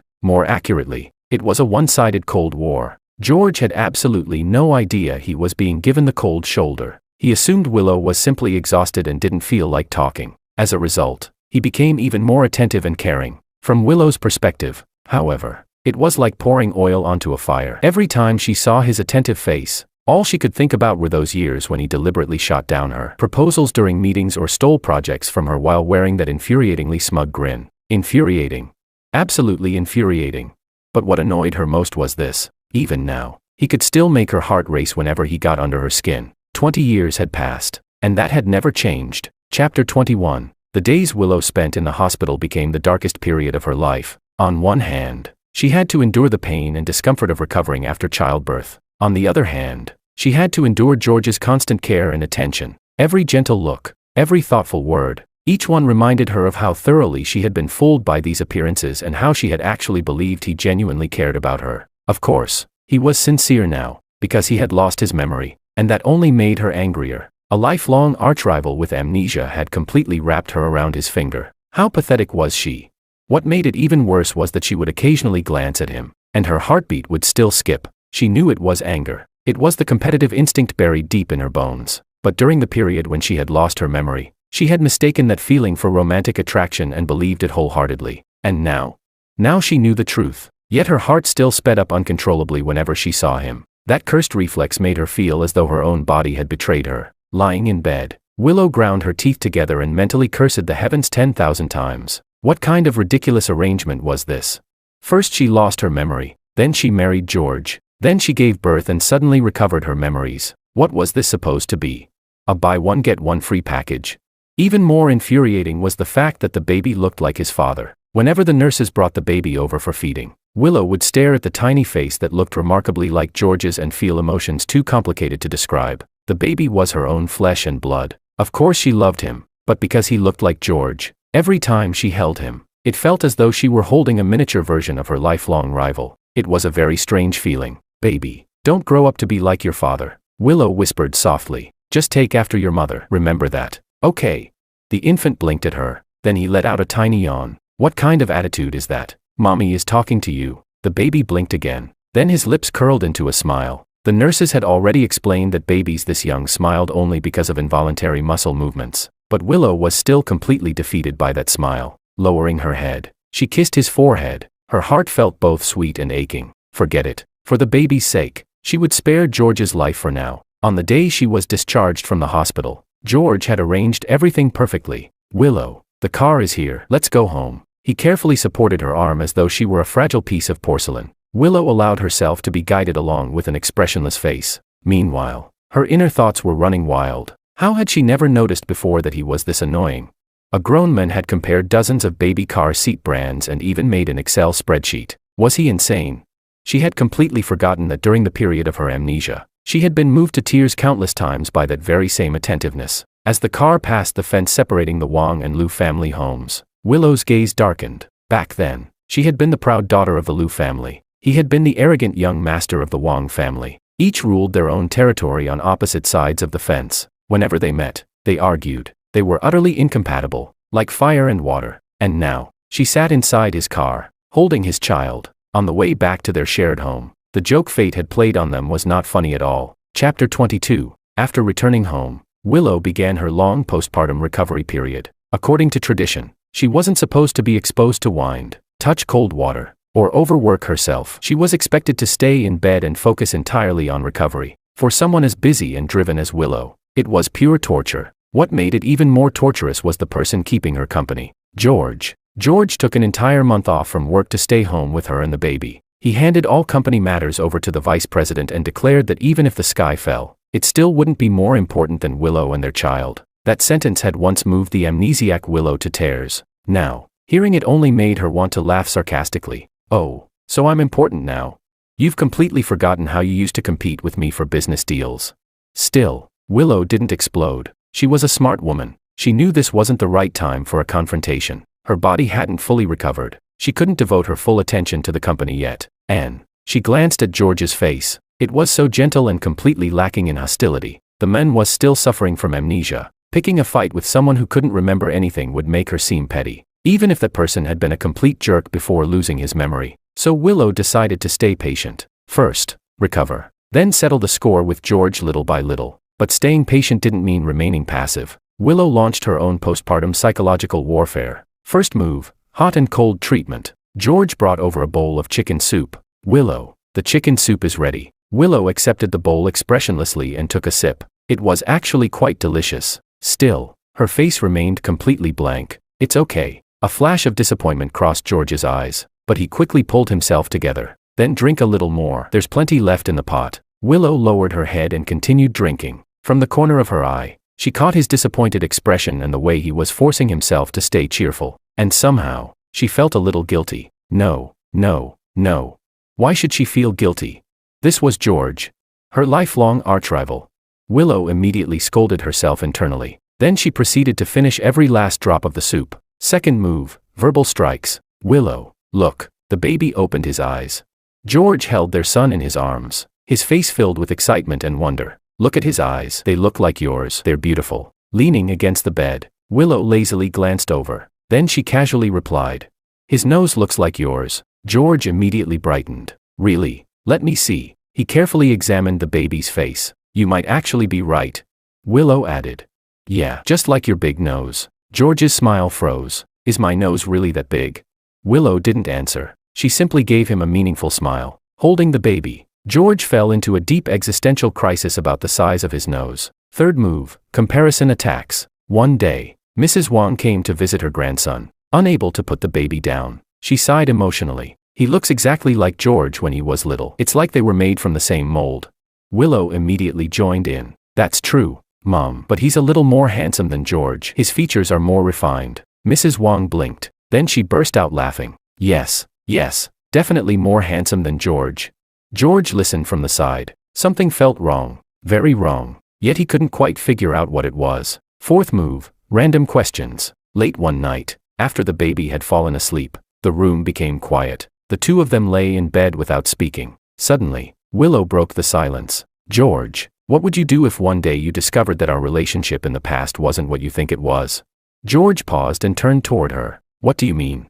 Exactly what I said. George thought for a moment. Then he answered seriously. I don't know what our relationship used to be like because I can't remember it, but I know what it's like now, and I know what I want it to become in the future. Turning onto his side, he reached out and took her hand in the darkness. No matter what happened before, it won't change how I feel about you. What I remember is you, the you I've spent the past 6 months living with, and that's enough for me. His voice was calm and sincere. For a moment, Willow couldn't find a response. The hand holding hers was warm, steady, exactly like the person he had become after losing his memory, and that only made everything more complicated. Chapter 23. Willow fell silent in the darkness. Her heart was racing again. Damn it. How was this man even better with words after losing his memory than he had been before?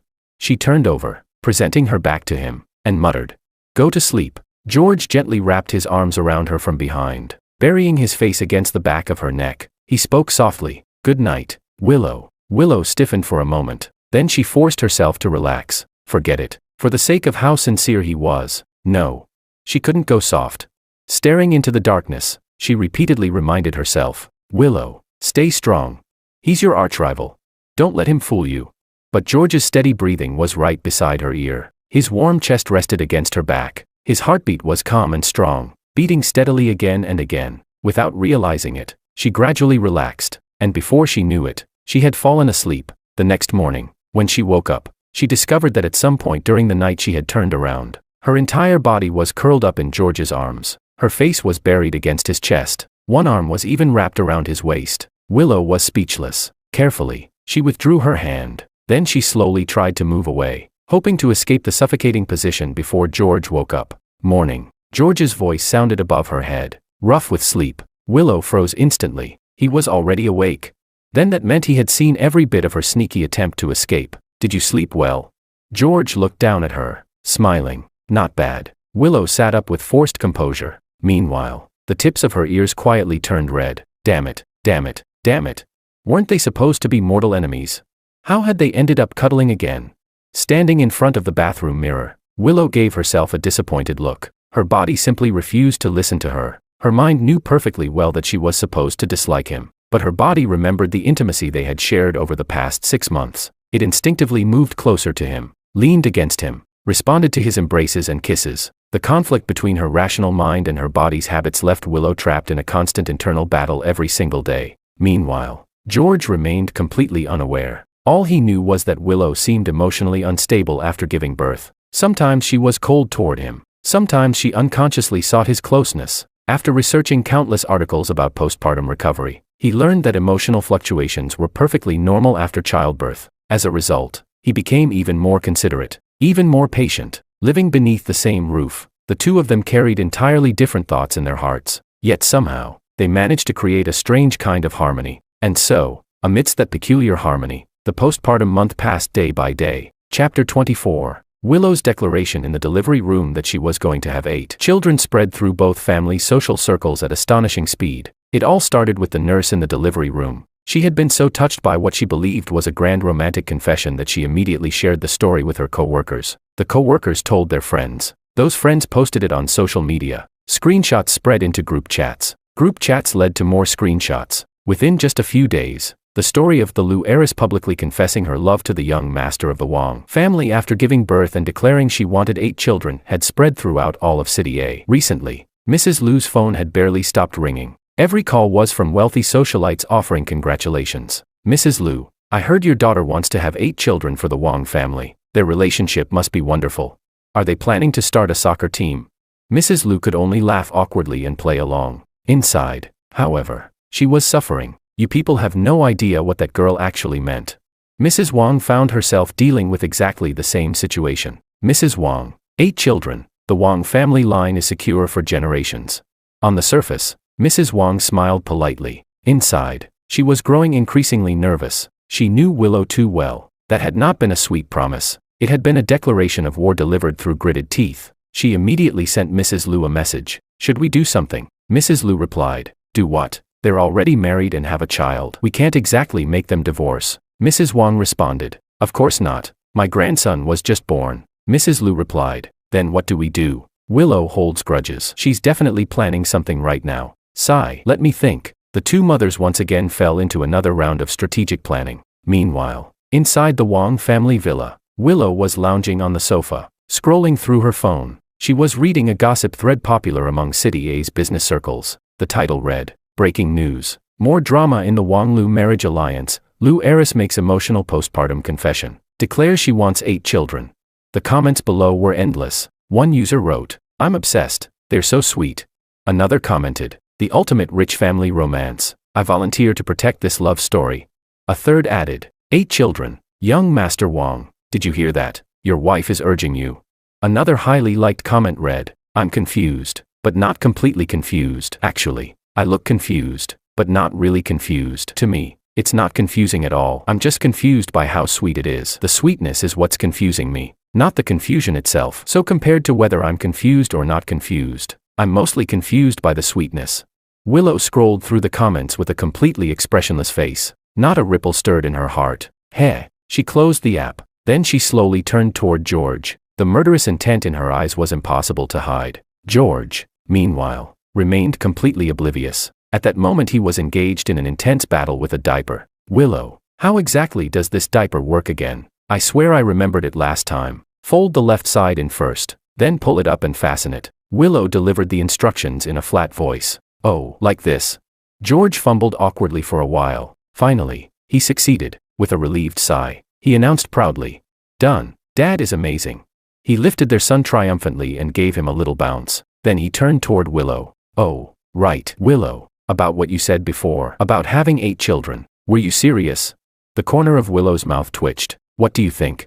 George thought carefully. Then he answered with complete sincerity, "I think 8 is way too many. 3 would be enough. Mainly because having children is too hard on you. I don't want you to suffer through that so many times." His expression was serious. His tone was earnest. His eyes were gentle. Willow's heartbeat skipped once again. Annoyed, she immediately looked away. Damn it, did this man even realize what he was saying? Willow. Noticing her silence, George leaned closer. "What's wrong? Are you feeling unwell?" His face suddenly appeared right in front of hers. She could even feel his breath brushing against her cheek. Willow's heartbeat instantly shot through the roof. She shoved his face away. "I'm going to sleep." Then she fled the scene as quickly as possible, like a soldier retreating from an unwinnable battle. Chapter 25. George stood there holding his son, looking completely confused. "Your mom seems to be in a bad mood lately, little guy." He lowered his head and spoke seriously to the baby. "But that's okay. We need to be understanding of her, all right?" The baby blinked. Then he broke into a smile. "You think so too, right? Good boy." George kissed his son's chubby cheek, completely unaware that he was currently resting comfortably at the top of his wife's blacklist. The day Willow finished her postpartum recovery period, she felt as though she had finally come back to life. 1 month without washing her hair, 1 month without leaving the house, 1 month of being treated like a national treasure. She never wanted to experience that kind of life again. The first thing she did was take a long, comfortable shower. Then she headed straight to the company to announce her return. The employees of Lu Industries were visibly relieved when they saw their vice president appearing at the office full of energy and confidence. Over the past month, countless rumors had been circulating. "Vice President Lu, congratulations on the birth of your son."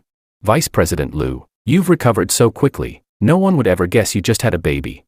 Willow smiled gracefully and responded to each greeting. Elegant, confident, commanding. She looked completely different from the woman who had spent the past month silently fuming over George's existence. However, the moment she returned to her office and closed the door, the smile disappeared. A newly prepared industry report sat on her desk. The title on the first page read, "Comparative Analysis of Recent Projects, Wang Group vs. Lu Industries." The report had been commissioned during her postpartum recovery. She simply hadn't had time to read it until now. Leaning back in her chair, Willow slowly flipped through the pages. The further she read, the more shocked she became. During the months of her pregnancy, George had indeed taken a month off to stay home with her after childbirth. But before that, under his leadership, the Wang Group had been thriving. Several major projects that Willow had been monitoring had ultimately been secured by the Wang Group. One line in particular was highlighted in the report. Under the leadership of Vice President George Wang, the Wang Group has achieved remarkable market share growth over the past 6 months and has become Lu Industries' largest competitor in City A.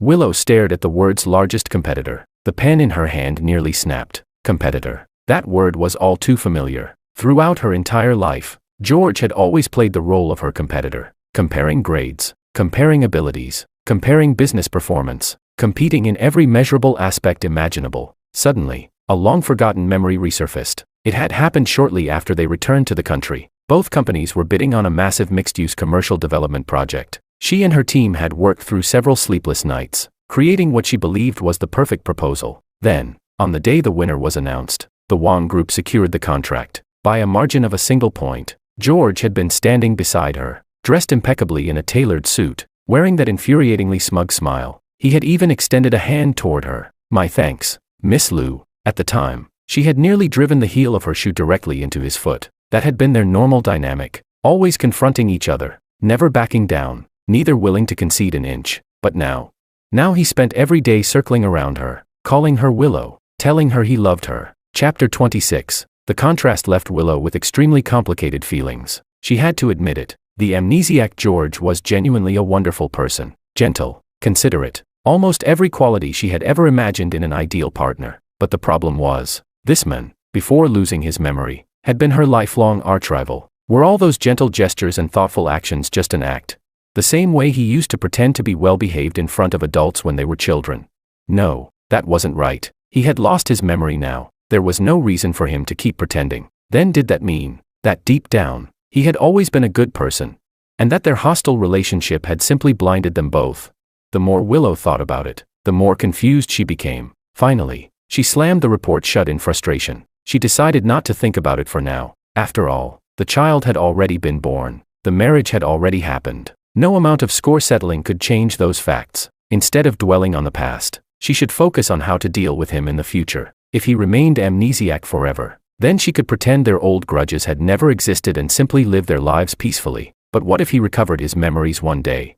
Willow narrowed her eyes. A meaningful smile appeared at the corner of her lips. Then it would be time for revenge. Every grievance repaid. Every score settled. When she arrived home, George was wandering around the living room with their son in his arms. "You're back. Are you tired? Have you eaten?" A barrage of questions immediately came flying her way. After changing her shoes, Willow took the baby from his arms and kissed the infant's cheek. "I ate. I'm not tired." Her answers were brief. Then she sat down on the sofa. George followed her and sat beside her. After hesitating for a moment, he finally spoke. "Willow, do you have some kind of problem with me lately?" Willow raised an eyebrow. "Why would you ask that?" "Just a feeling." George scratched his head, looking genuinely confused. "Ever since the baby was born, you've been much colder toward me. Did I do something wrong?" Willow was silent for a moment. Had he done something wrong? Strictly speaking, the amnesiac George had done nothing wrong. The one who had done wrong was the George who still had his memories. But she couldn't exactly explain that, so she brushed it off. "No, you're overthinking." "Really?" George didn't sound convinced. "Then why haven't you talked to me much lately? And why won't you let me hold you while we sleep anymore? And why do you keep glaring at me?" Willow immediately interrupted him. "When did I glare at you?" At the same time, she unconsciously shot him a glare. "You just did." Willow was speechless. Taking a deep breath, she forced a smile onto her face. "I said nothing's wrong. Stop imagining things." George looked at the smile. It was obviously forced. The confusion in his heart only deepened. Still, he didn't press further. He simply nodded. "Okay, I understand." Then he stood up. "I'll go make dinner." Watching his figure disappear into the kitchen, Willow leaned back against the sofa. A strange irritation rose within her chest. She wasn't unaware of how carefully he was trying to please her. She hadn't missed the confusion in his eyes, or the hurt he tried to hide. But every time she remembered that he was George, the man who had competed with her for more than 20 years, anger immediately surged up inside her. Yet what fault did the amnesiac George actually bear? Looking down at the baby in her arms, Willow found him staring back at her with wide, bright eyes. His clear pupils reflected her image perfectly. She spoke softly. "Baby, am I being unfair?"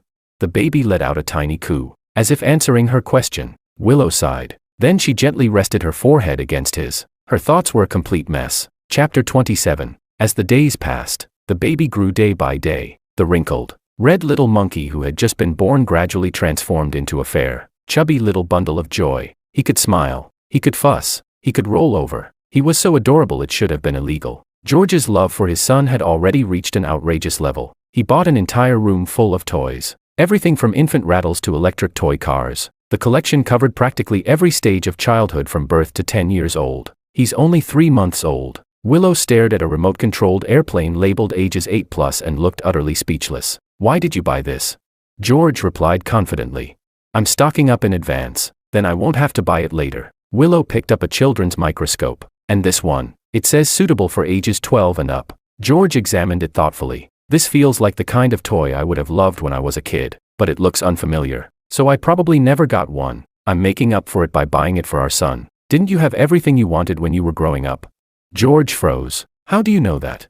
Willow's heart skipped a beat. She immediately corrected herself. "I heard it from Mom. Aunt Wong said you never lacked anything when you were little." George didn't seem suspicious. He merely smiled. "Maybe I had a lot of things, but there were some toys I never got around to playing with before I grew up. Buying them for our son feels like making up for those missed opportunities." He said it casually. Yet Willow suddenly felt a pang of sympathy. She remembered how strict the Wong family had been with George when they were children. There weren't many toys. Studying always came first. And the reason she knew that was because her own mother had constantly used George as an example. "Look at George from the Wong family. He never wastes time playing with toys. He's always studying. You should be like that too." Of course, the truth was that George wasn't unwilling to play. He simply wasn't allowed to. As a result, Willow herself had also lost countless opportunities to play with toys. When all was said and done, it was still his fault. The moment Willow reached that conclusion, her brief sympathy instantly disappeared. She snorted and tossed the microscope back into the mountain of toys. Watching the ever-changing expressions on her face, George became even more suspicious. He had begun noticing something lately. Willow often knew things she shouldn't know. Details about his childhood,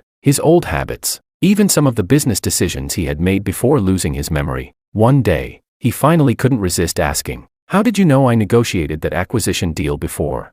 Without changing her expression, Willow lied smoothly. "I heard it from my dad." George nodded slowly. Then he asked another question. "Then how do you know I drink American coffee without sugar?" "I don't remember ever telling you that." Willow fell silent for a moment. Then she answered confidently. "You told me yourself. You just forgot." "Did I?" "You did. You have amnesia. It's normal not to remember." George was only half convinced. Still, he didn't pursue the matter, but the feeling remained. Willow knew too much about him. Far too much. More than someone could reasonably learn from other people. It felt less like something she had heard, and more like something she had personally experienced. There was something else that bothered him as well. Sometimes, when he looked at her, fragmented images would suddenly flash through his mind. A glimpse of her sitting in the back seat of his car, her profile illuminated by the setting sun, the cold, distant tone she used when saying thank you. The woman in those memories seemed completely different from the gentle and charming Willow he knew now. He had no idea whether those images were real memories or simply hallucinations. Whenever he tried to focus on them, they vanished, like bubbles popping in the air. The feeling left him increasingly uneasy, as though he had forgotten something extremely important, and whatever it was, it had something to do with Willow. That night, just before they went to sleep, George suddenly asked, "Willow, could you tell me about our past?" Willow's body stiffened slightly. "Our past?" "Yeah." George turned onto his side and looked at her. "I don't remember anything, but I want to know." His voice was gentle. "You seem to remember more than I do. Could you tell me whatever you remember? Please?" Chapter 28. Willow remained silent in the darkness for a long time. What was she supposed to tell him? Tell him how they had disliked each other since childhood? Tell him how they had sabotaged one another in the business world? Tell him how merely seeing him was enough to make her heart race with anger? In the end, she spoke. Her voice was calm. "We grew up together. Our families were neighbors and got along well. We went to school together, attended events together, and competed with each other." Competed?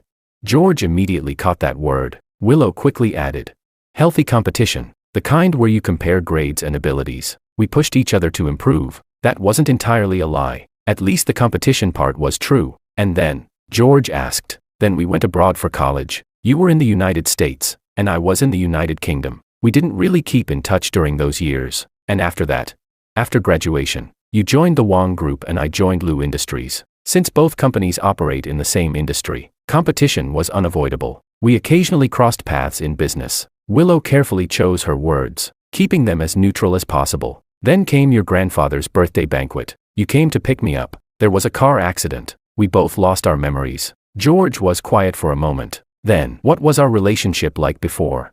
His tone carried uncertainty. "Was it good?"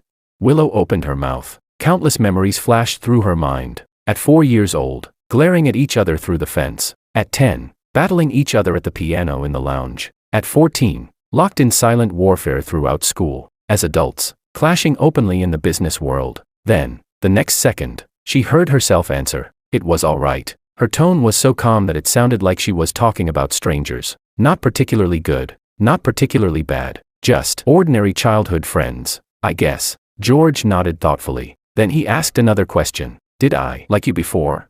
This time, Willow was silent even longer. She remembered his cold expression on the day of the accident. She remembered him arriving to pick her up. She remembered how he hadn't even looked directly at her when telling her to get in. She remembered the icy silence inside the car, a silence so cold it could have frozen the air itself. "Maybe," she answered softly. A trace of melancholy slipped into her voice without her even noticing. "Maybe even you didn't know." George didn't ask anything else. Instead, he reached out and held her hand. "It's okay. No matter what happened before, right now, I like you, and I'll keep liking you in the future." Willow didn't answer. In the darkness, her eyes remained open. She stared silently at the ceiling. A flood of indescribable emotions churned inside her heart. Should she believe those words? If this had been the old George, she wouldn't have believed a single one. But now he had lost his memory. Now he spoke with such sincerity. She believed him. Damn it, she actually believed him. Chapter 29. Life continued in that strange and delicate balance. The baby grew his first tooth. Then he learned how to roll over by himself. Then how to sit. Then how to crawl. Every milestone excited George as much as it excited a child. "Willow, look, the baby can say, Dad now." One day, George burst into her study carrying their son. his smile so bright it was almost blinding. Willow looked up from her work, seeing the face that had become even softer since he became a father. She couldn't quite describe what she felt. That wasn't Dad. She looked utterly unimpressed. He just said, "Ah." He was definitely saying, "Dad." George insisted stubbornly. Then he lifted their son high into the air, making the little boy burst into giggles. "Say it again, Dad." "Ah." The baby immediately cooperated. "See." George turned triumphantly toward Willow. He said it.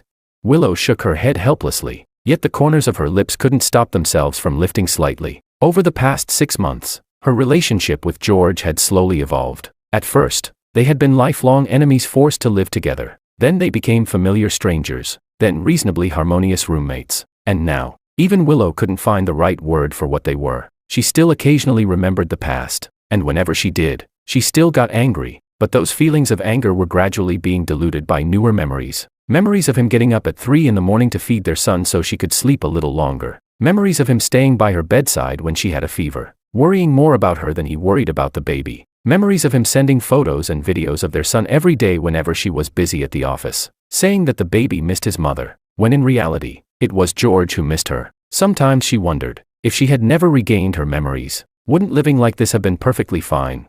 Unfortunately, memories didn't come with an undo button. Once they returned, just as she couldn't erase the 20-plus years of rivalry and conflict between them. Meanwhile, George seemed to be getting closer and closer to the truth he had forgotten. He had started having strange dreams. In one dream, he was a little boy playing with a remote-controlled airplane in the yard. Then he noticed a girl next door flying an identical plane, and hers flew higher than his. In another dream, he sat at a piano competing against a girl. Neither of them was willing to stop, even after their fingers became sore. In another dream, he drove to pick up a girl. After she got into the car, she sat in the back seat. Neither of them spoke during the entire ride. The atmosphere was cold enough to freeze. Every time he woke from these dreams, he was drenched in sweat. His heart raced uncontrollably. The face of the girl in those dreams was becoming clearer and clearer. It was Willow. But the Willow in those dreams was completely different from the Willow he knew. The Willow in his dreams had cold eyes, a mocking smile. She seemed wrapped in a layer of ice. She was nothing like the gentle, adorable wife who could act shy and affectionate around him.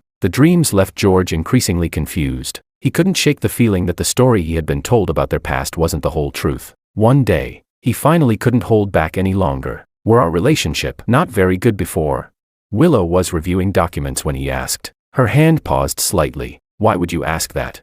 George hesitated. Then he decided to tell her. "I've been having dreams lately." He looked at her carefully. "In those dreams, you seem to really dislike me." Chapter 30. Willow put down the document and looked at him. George didn't avoid her gaze. There was confusion in his eyes, and beneath that, a faint trace of unease. Willow sighed inwardly. It wasn't exactly dislike. She carefully considered her words. It was more competition. We were compared to each other too much growing up, so there was some hostility between us. Hostility?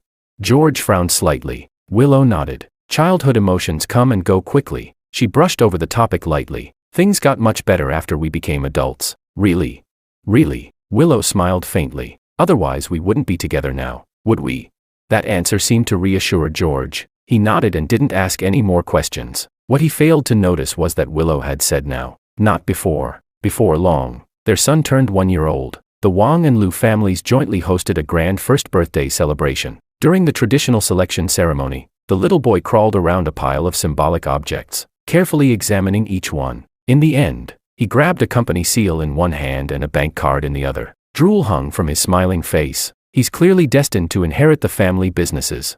The guests immediately showered him with compliments. Both sets of grandparents were so happy they could hardly stop smiling. After the banquet ended, George drank a little more than usual. Not enough to be drunk, just enough to leave him pleasantly lightheaded. He led Willow out onto a balcony overlooking the night. The early summer breeze carried a gentle warmth. "Willow," he called her name softly.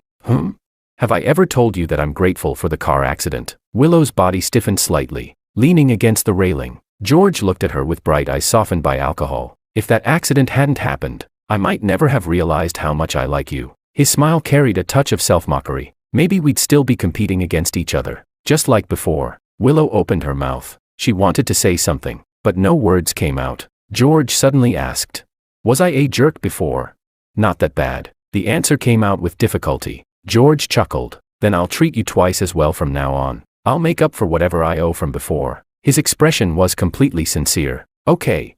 Willow looked at him. Under the moonlight, his eyes seemed impossibly bright. She had spent more than 20 years looking at that face, the face that used to irritate her more every year. Yet at that moment, an indescribable emotion rose within her chest. She opened her mouth, preparing to answer. Then a heavy truck drove past somewhere in the distance. The roar of its engine tore through the night. The sound was identical, exactly the same as the truck that had barreled toward them on the day of the accident. George's expression froze. His pupils contracted violently. His entire body went rigid, as though something had struck him head-on. Then, memories crashed into his mind like a tidal wave. At 4 years old, glaring at each other over a fence. At 7, competing over grades. At 10, battling each other at the piano. At 14, waging silent wars across campus. At 18, pretending to be polite. At 22, tearing each other apart in the business world. The day of the accident, he had gone to pick her up with extreme reluctance. She had sat in the back seat, cold as ice. Then, the violent impact, the deafening crash,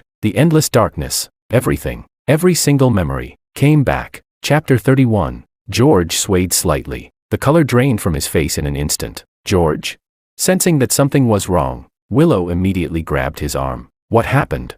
Slowly, George turned his head and looked at her. Under the moonlight, her face overlapped with the cold, arrogant Willow from his memories. Then it overlapped with the gentle, lovable wife he had spent the past 2 years with. The two images kept shifting, merging, separating, colliding. His archrival, his wife, the person he had disliked throughout his childhood, the woman he had loved for nearly 2 years. They were the same person. You. His voice was painfully hoarse. You remembered a long time ago, didn't you? Willow's expression changed as well. Looking at his pale face and the storm of emotion swirling in his eyes, she knew the moment had finally arrived. Yes. She released his arm and took a step back. Her voice was frighteningly calm. I remembered on the day I finished my postpartum recovery. Then these past 6 months. Yes. Willow cut him off. A strange smile appeared at the corner of her lips. For the past 6 months, I've known exactly who you are. I knew you were my childhood archrival. I knew we'd been fighting for more than 20 years. I knew we disliked each other from beginning to end. Taking a deep breath, she finally poured out everything she had been holding back. Well, George? Are you angry now? George opened his mouth. His thoughts were a complete mess. Angry? Yes, he was angry. The Willow in his memories. The arrogant woman who always opposed him. The nightmare of his childhood. The greatest rival of his career. But she was also his wife. The woman who had survived the accident with him. The woman who had rebuilt a life alongside him after losing their memories. The woman who had given birth to his son. The woman standing beneath the moonlight glaring at him right now. Two completely different emotions crashed together violently inside his chest. The impact left him struggling to breathe. Finally, he managed to speak. You, what about me? Willow lifted her chin. She was ready. Ready for the fierce confrontation that had been delayed for more than 20 years. What do you want to say? You want to settle scores?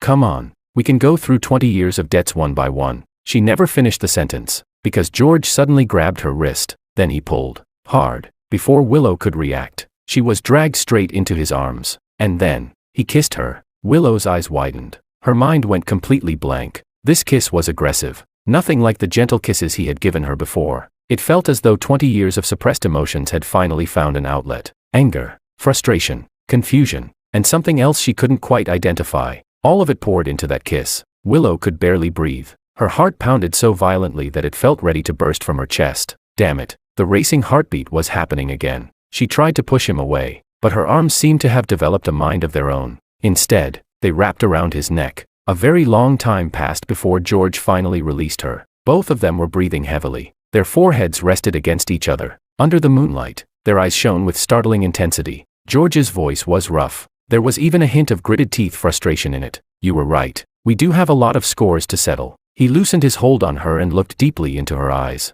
But not tonight. Tonight, there's only one thing I want to tell you. He paused. Then he spoke slowly. Even now that I've remembered everything, those feelings haven't changed. I'm still saying the same thing. In this lifetime, I only want you. Willow stared at him blankly. Suddenly, her eyes turned red. She shot him a fierce glare, yet her voice betrayed her completely. It came out soft and helpless. You're insane. Then, without another word, she rose onto her tiptoes and kissed him back, fiercely. Under the moonlight, their intertwined shadows stretched long across the ground. Far away, another truck rumbled down the road, but this time, its roar was scattered and carried away by the night wind. Chapter 32, Epilogue. Dad, Mom said you two used to be arch-rivals. Is that true?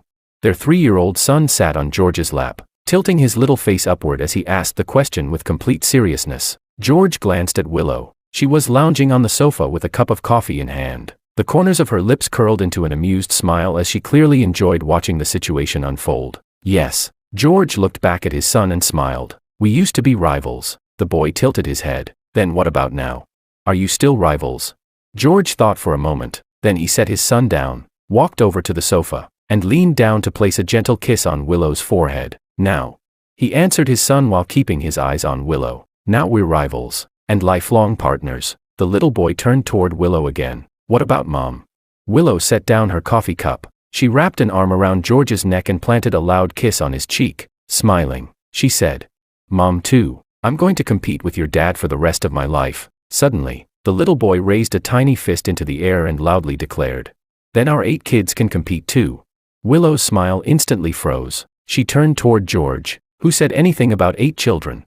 George immediately raised both hands in surrender. Not me. The little boy spoke in his adorable childish voice. You did, Mom.